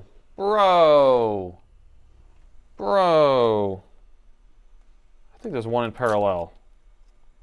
There is. Amateur move. There's one on the other side of the board. Like that. Oh, amateur move. Okay. Let's do it. Let's take it off. So one on this side, one on this side. We took it off. We obviously didn't measure, but so this is the one that's shorted, and we'll replace this one then. Wait, it's a P21. That's not the right one. That's a P21 N03. There's that one there. That's not. There's nothing lining up on the other side, dude. Now I'm confused again. But this one is shorted also. So this one maybe there is it running a P21 N03 with a B04 N03? Can you do that? Weren't those interchangeable? For some reason I thought this was, I don't remember. Maybe they were interchangeable. Here, let me grab a donor board. Aha! We have a donor board right here. This will solve our puzzle. Intercell chips are like Apple's fuses. Yeah. They make them feel good, not for protection though. So this one doesn't have that same setup though. So I'm gonna grab a different board that's the same setup. Same shaped board, it's not the same part number. So this is a L651. Let me do that. Oh, that's so funny. I don't know. You guys, you can tell me because I'm confused. 651. Where's the 651? I got stacks of these boards. They all look the same.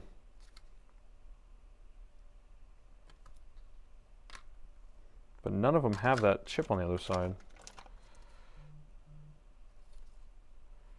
Weird. Weird.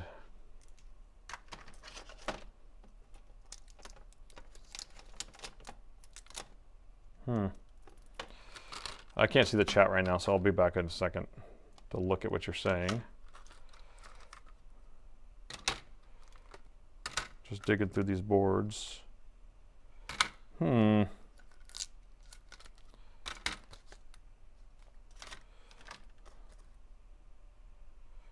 not a single one of them have that chip on the other side. So, I don't know. Not helpful at all. Your opinion, please. I have a large brother who gave me his 7750 with a Xeon processor. Should I keep it or sell it or part it out? The 7750s are good. They have good components. They're a pain to work on, so if that makes any sense, and they do run really hot. So, 2 MOSFETs, 1 main power rail failure, 1 extra MOSFET for it's a bogey is what it is.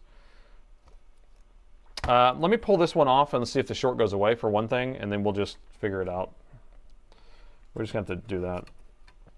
I'm pretty sure it's tied to it. It would make more sense because to me, I don't understand. One's the high, because I think there's probably a pair in high side and one on the low side is probably what's going on, but I just don't understand why it's a different part number. It seems like they normally would put the same part numbers together. Yeah, even if they're compatible, but why would you put one that's not good in there? I don't know. I mean, not the same. It's a bogey, man. It's a bogey. It's messing with us. I think the comeback would be the other one on the top. I was expecting the other side.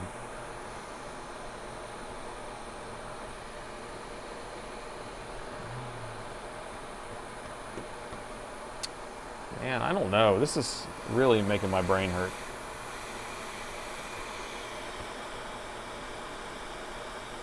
You can use a calibrated wire to test. Well, you can't on this because you need to be able to have it pulse on and off. It's using a PWM signal. So we definitely can't use a calibrated wire on these.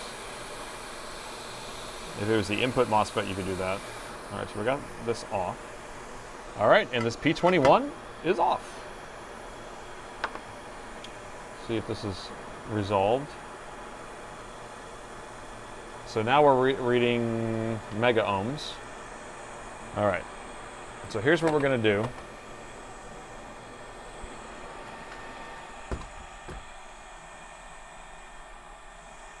These are the MOSFETs. So this is the one I pulled off the bottom. And these are the MOSFETs I pulled off the top. And these are the coils. So this is all the original components right here, okay? Let's test them like big boys and make sure that we actually have bad components. So this P21, I'm in diode mode.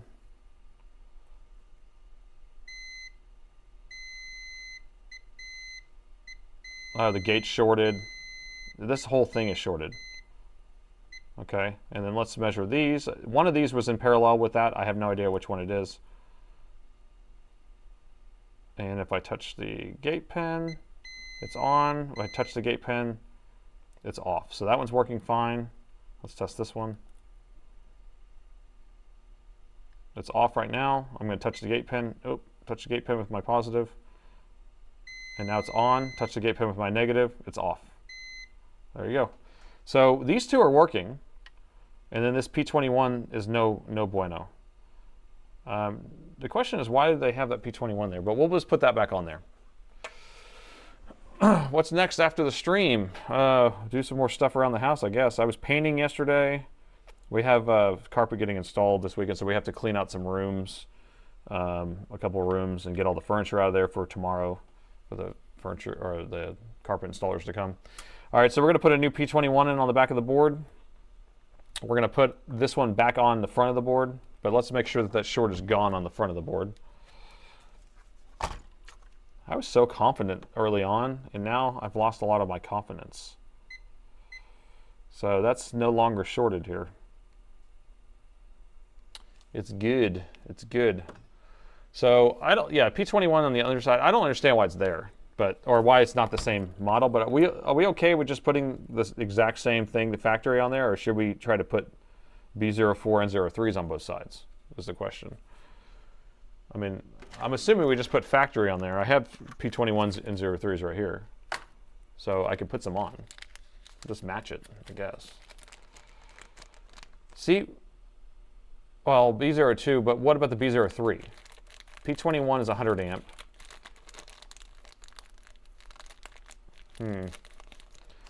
I lost that reflowing feeling. I'm almost out of these. So we'll put the P21 here. There you go.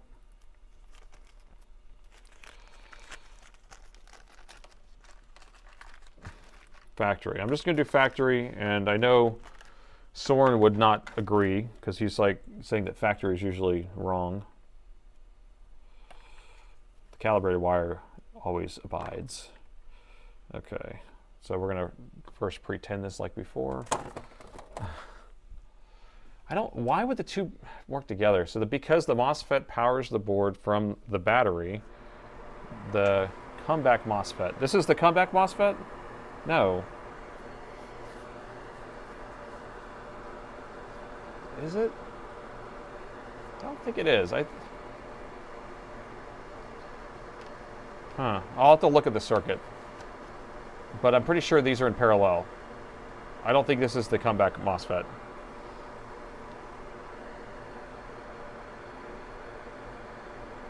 I don't know. It's making my brain hurt. But I'm putting it factory. Whatever it is. Whatever it takes.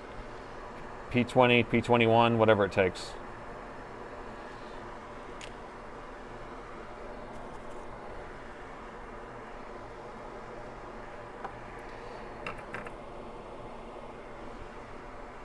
The VRM. It's not on the VRM. It's the PMIC MOSFET amplifier circuit. It's the head scratcher circuit is what it is. It's the, why did you put two different values on this circuit? Get off of there.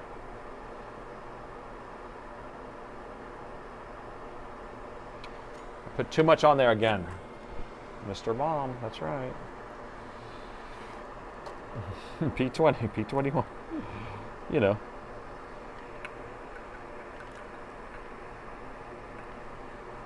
Get my chainsaw out.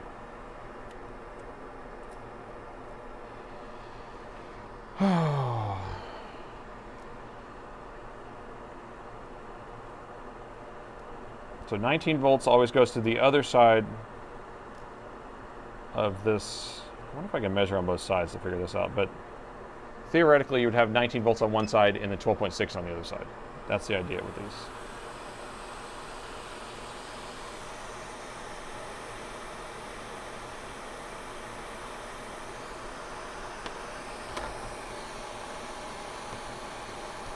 I would explain the 19 volts coming to the battery if the comeback MOSFET is shorted. Exactly. Exactly. That's my whole point. And the fact that it was still shorted after we changed it out doesn't make sense that they would be the comeback one, because I bet the machine ran fine off the battery also, with the way it was set up. That's usually how that works. Whenever the charge MOSFET is shorted, the machine will work fine off battery, it will work fine off a charger, but not in combination.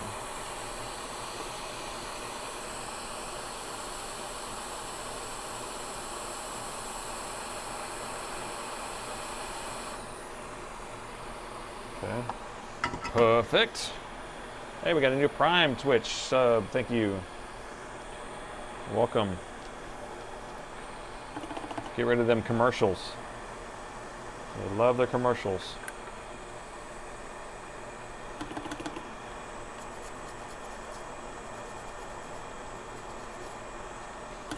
Almost done. This easy pizza took a little bit longer. The scumbag MOSFET, that's what it is. The secret scumbag MOSFET. What is this? Piece of solder. Okay, now we're going to put this one back on. The one that we took off already. You can get back in your home.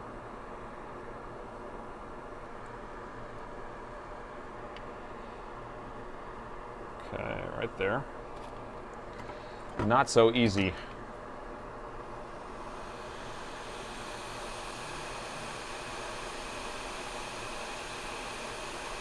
I'm going to straighten that resistor too. It's bothering me.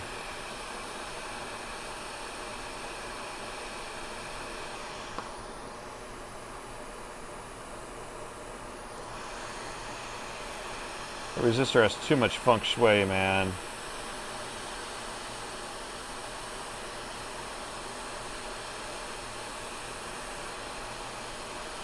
There we go.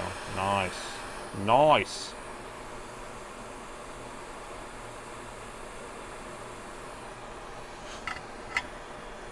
Polarizer is a genius. Look at that. Polarize it, and it's like brand new. Look at that. You can see everything now with the polarizer on. It's crazy. Okay. Yeah, do a poll to see if you think the power management chip is also bad. Because, oh, I need to kill this other poll. What do we got up here?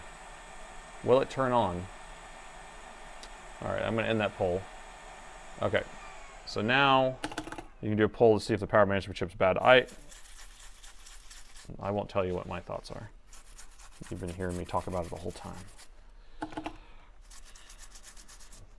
So, is this it? Are we done?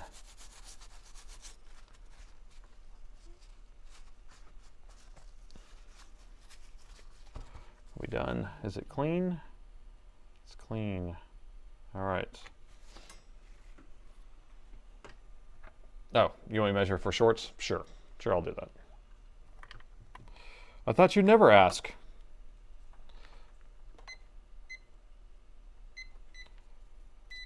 Okay. There's no short. And the short is gone. The short is gone. Okay, no short. YOLO, send it.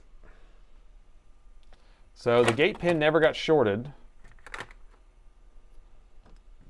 From what I saw. I don't know. Okay. So we're ready to plug it in. No pull.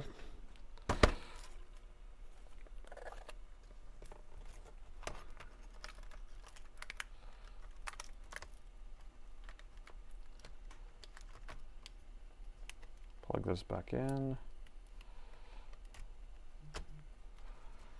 Yep, Kenny Loggins style. And the short is gone.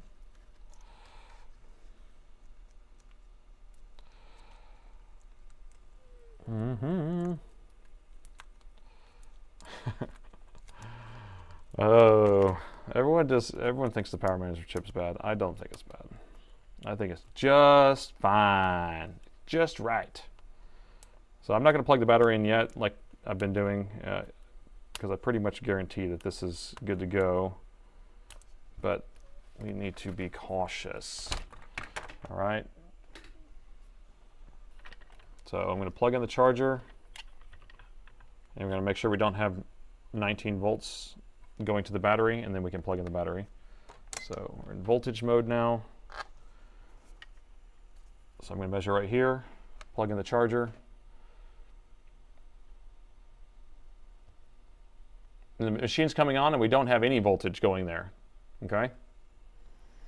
We should have 20 volts on this side, we do, but we don't have anything coming out the back because, well, we got 8.7. Yeah, 8.7 volts. So it's not shorted anymore, so now I can actually plug in the battery and get ready for some sparks. So battery's plugged in. And I guess you can watch this coil in real time just burn up. Okay, ready? 3, 2, 1. So the battery's measuring at 0.7 volt, or 11.7 volts, 11.2 volts. And now we're at 12.1. If we look at our current on the meter, it's sitting there at 0.06. I'm just waiting for it to jump up to 0.2, 0.25, somewhere around there, and then start charging. Right now it's not charging yet. There it goes. And we're at 1.4 amps charging. And just see if the battery goes up. 12.15. We want to see it to go to 12.16.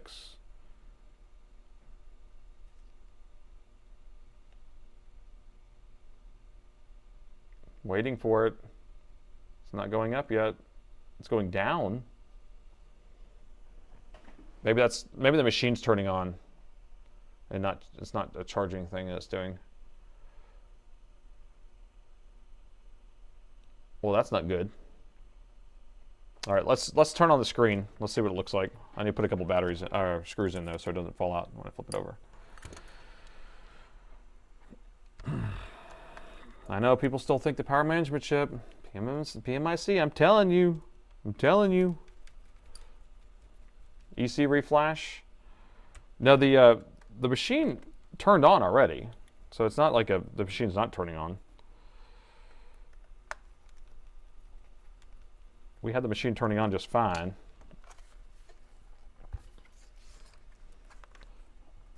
Okay, let me plug the battery in. Oh, sorry. I find like the later I get or the longer I've streamed, the less I push the buttons to change the camera views. Okay, charger's plugged in. So we're going through a CMOS reset right now. Actually, it probably wasn't charging because the CMOS reset was still going. So we have our alien head light. So we will see. Battery may be licked. It could be. Although the battery did have 11 point something volts on it, so usually that means it's good. But it could have got that 19 volt jolt to it so many times that it, when it charged more, maybe blew the fuse. Right now the machine's going to go through a CMOS reset. It'll take about a minute or two for it to turn on, so we're going to give it some time because it has to reset the BIOS, okay?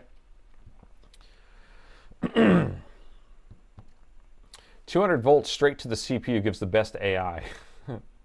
Captain, ready to engage the engines, please.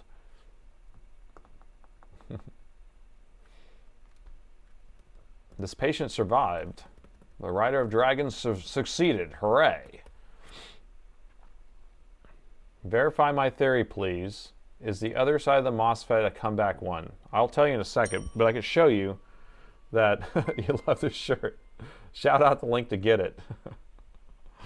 I saved another laptop. The link's in the video description. You can buy my merch there if you want to buy the shirt that I'm wearing. Thank you so much, Mega. Pick up shirts. I just added a bunch of new shirts, like another 6 shirts or something. So the machine is turning on here. And it turned back off, and that should come back on again. This is all part of the CMOS reset process.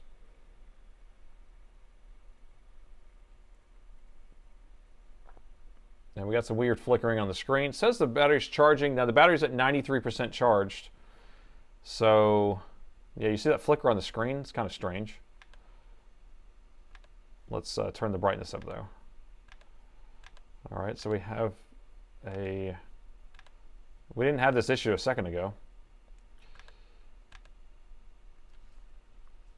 So I'm going to turn it back off. I'm going to make sure I have the connection plugged in all the way. Do you have an alien that smokes? Call Nathan, and it will quit smoking. So I unplug the battery. I'm just going to reseat this LCD connector just in case I don't have it in there all the way. Looked a little, felt a little dodgy. I have it all the way in now. So the battery is fully charged, and that's why it's not charging, if that makes sense. Because it had that 19 volts going straight to it for so long, it got fully charged. Low power supply, low adapter. I don't know why the flickering is going on. It looks good now. So let's... Ooh, that's a cool symbol. Look at that alien head. I love it. It's still flickering. Look at that. Strange. Let's see if it does it on battery. Here, I'll brighten it up again for you. Definitely didn't do that beforehand. I'm going to unplug the battery. Unplug the charger. And we'll do it on charger. So it's doing it on charger too. Weird. It's like we didn't even mess with this. The backlight circuit. Now is that the screen itself? Another short. No, it's like, it's either, it's dirty power, but running on battery, you'll have just like a constant, voltage going through there. And then whenever you plug in the charger, you're switching to the charger giving a constant voltage on there. Let me boot in the diagnostics. I've seen weird stuff like this in the BIOS before, or just running a BIOS reset. Actually, let me do that. In fact, let me do a factory reset on the BIOS. I've seen it fix that before. See, it looks fine on that screen. That was weird. Check the polyfuse. It could be the polyfuse. Yeah. When it gets hot. We flash the BIOS or the EC. I'm actually just going to hit this BIOS factory defaults, and that fixes it sometimes. Factory defaults. Go. There we go. Factory defaults to the rescue. I just pressed the default button, and if it has factory defaults instead of a Dell, that fixes so many things. The BIOS defaults don't work. Boom, fixed. Nice. Okay, let's boot in the diagnostics. I just want to see the current going in and out of the battery, and then we are good to go.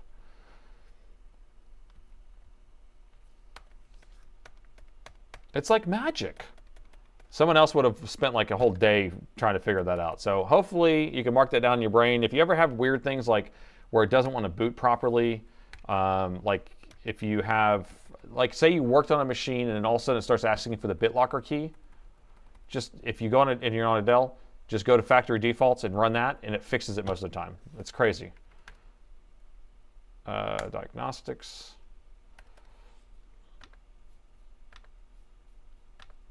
All right, let's zoom in for you. Okay, so we have battery at 93%. The charging is at 1.6 amps going into the battery. I'm going to unplug it. And it should start discharging. 4 amps coming out of the battery, discharging.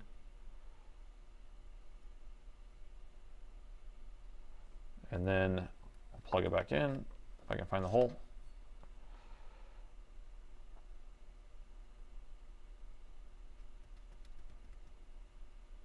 And 0 amps, idle, and it should switch to charging. Come on. It's negotiating, it's thinking about it. There we go, 2.1 amps charging. There we go, all fixed.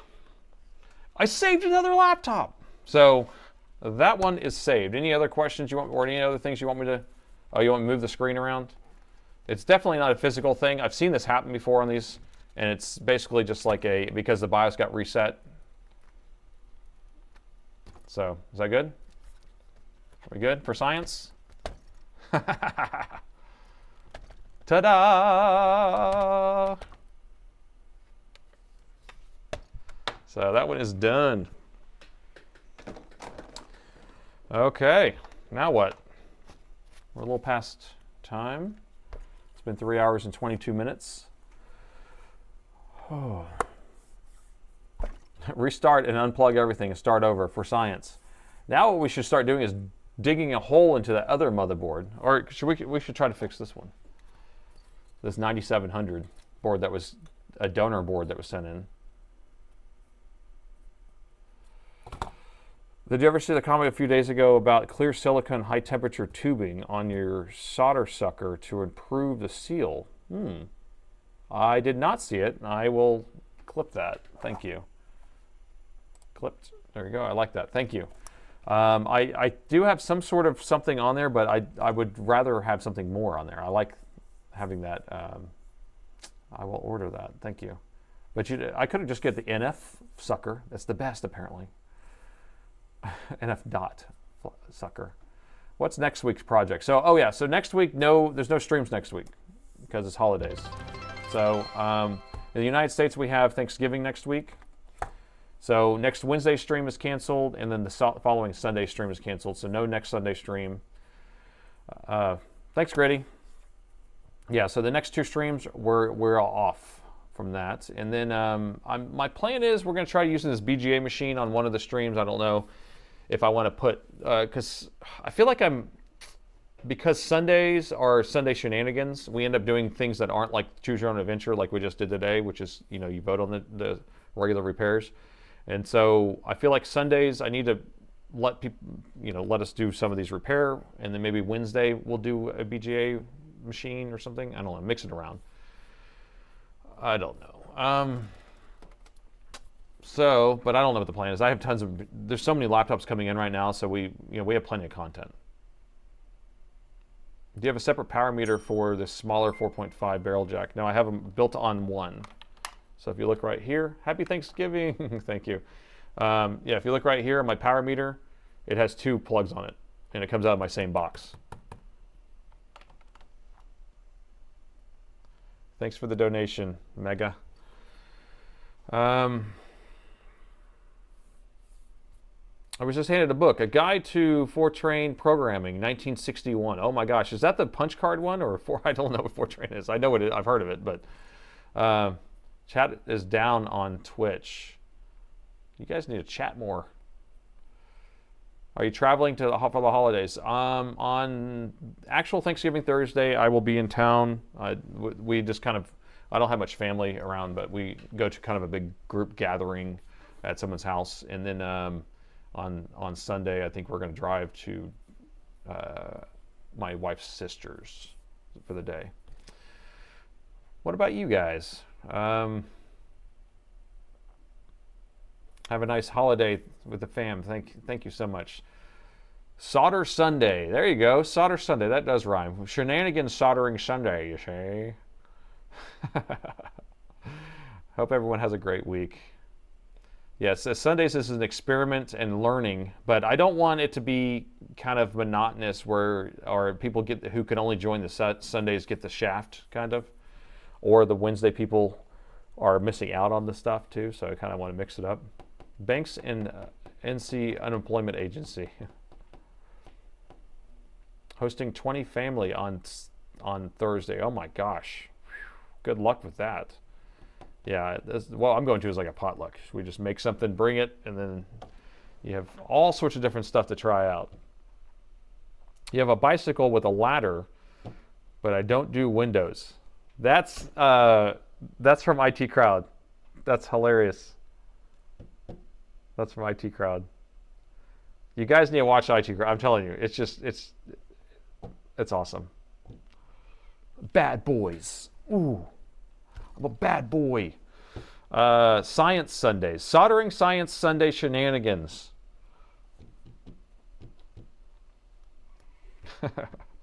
On call this week. It's an IT life. Yeah, I believe. Yeah, I've never had to be on call, but I can only imagine having to deal with that. Although I am always on call with my company, so I guess, when the server goes down or whatever, I'm up in the middle of the night having to deal with stuff. Have a great Thanksgiving. Thanks, Postman. I think my dad and I are going to my brother's place. Nice. Very nice. Assembly language is hard. Yes, I've never written any assembly language, so I can barely speak the regular language. Building new desk for new workplace over break. That'd be nice. I'm thinking about redoing my whole area here. I just don't know, and I may end up moving to my office because then I could shut the door and I don't have to deal with all the people around.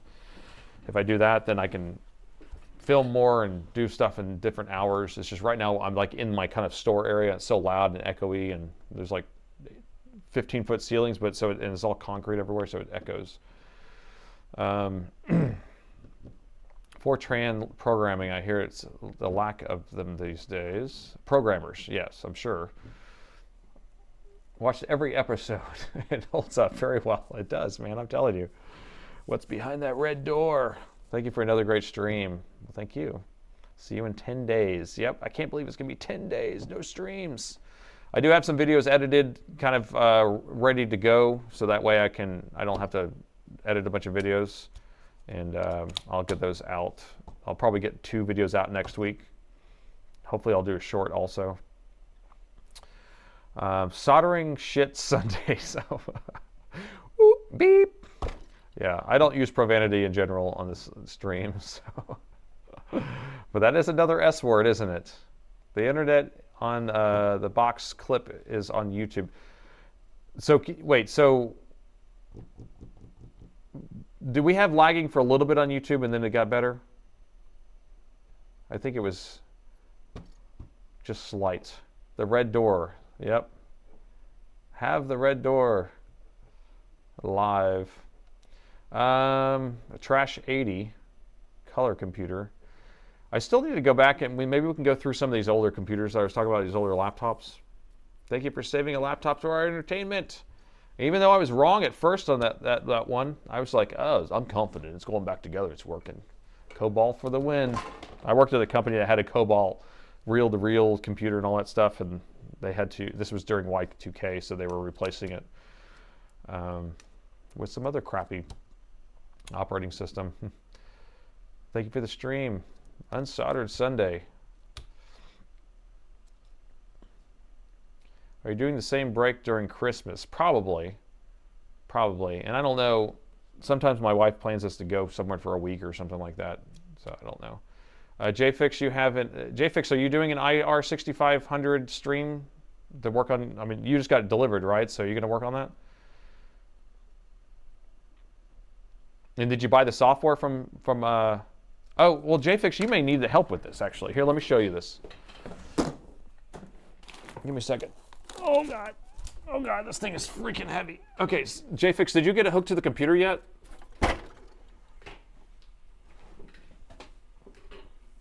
Boost the aim. I don't have the music on in the background, but I actually should put it on because sometimes you need a little bit of music.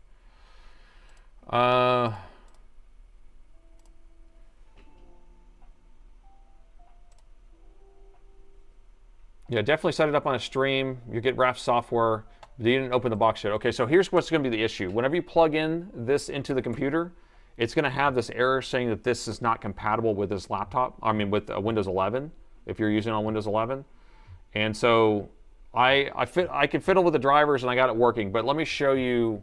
I could probably just send you the driver, but this is what you want it to look like. Where's the cord at? All right. It's weird because it's a double-sided USB. So this plugs in on both sides. And so this plugs in the front USB is a regular USB-A, and it's a USB-A. So USB-A to USB-A. And then let me pull up my device manager. And I don't know if I could show you what it looks like when yeah, maybe I can.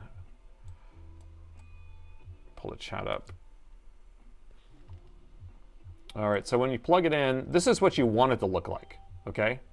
So you want it to have this prolific USB to serial COM port thing here. But what's going to end up happening is you're going to have some message that says that it's not compatible with Windows 11. And so if you look at my driver that I'm using, it's actually a 2009 driver. So I don't know if you want to, I'll put this up here for you. And I'll see if I can send it to you too, because this is the hard part. So you have to do a force install. But I'm going to plug this into another port just to show you what it does. Okay? And you'll see what happens.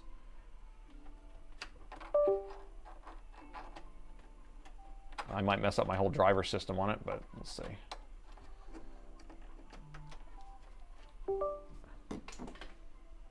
Okay, that's fine. Let me plug it into the other port.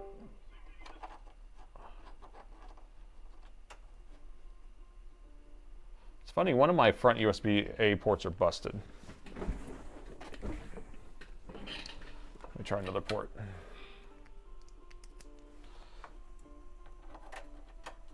Okay. All right, so this is the message. Oh, that one worked too.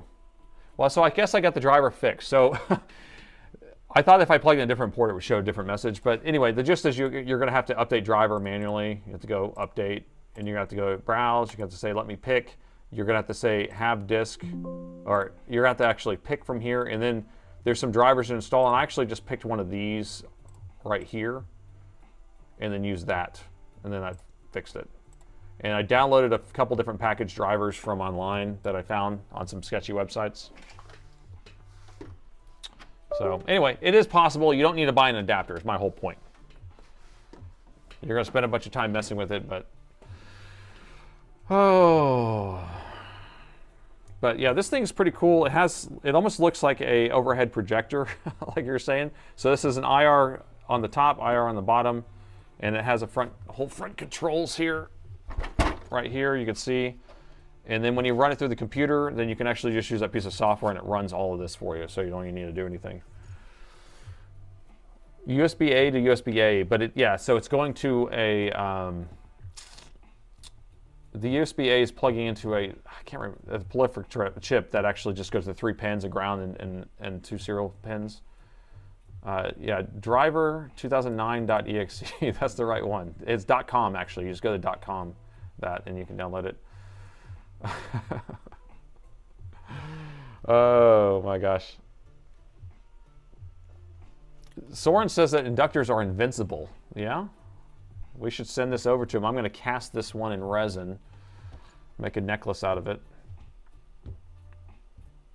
Oh, sketchy websites.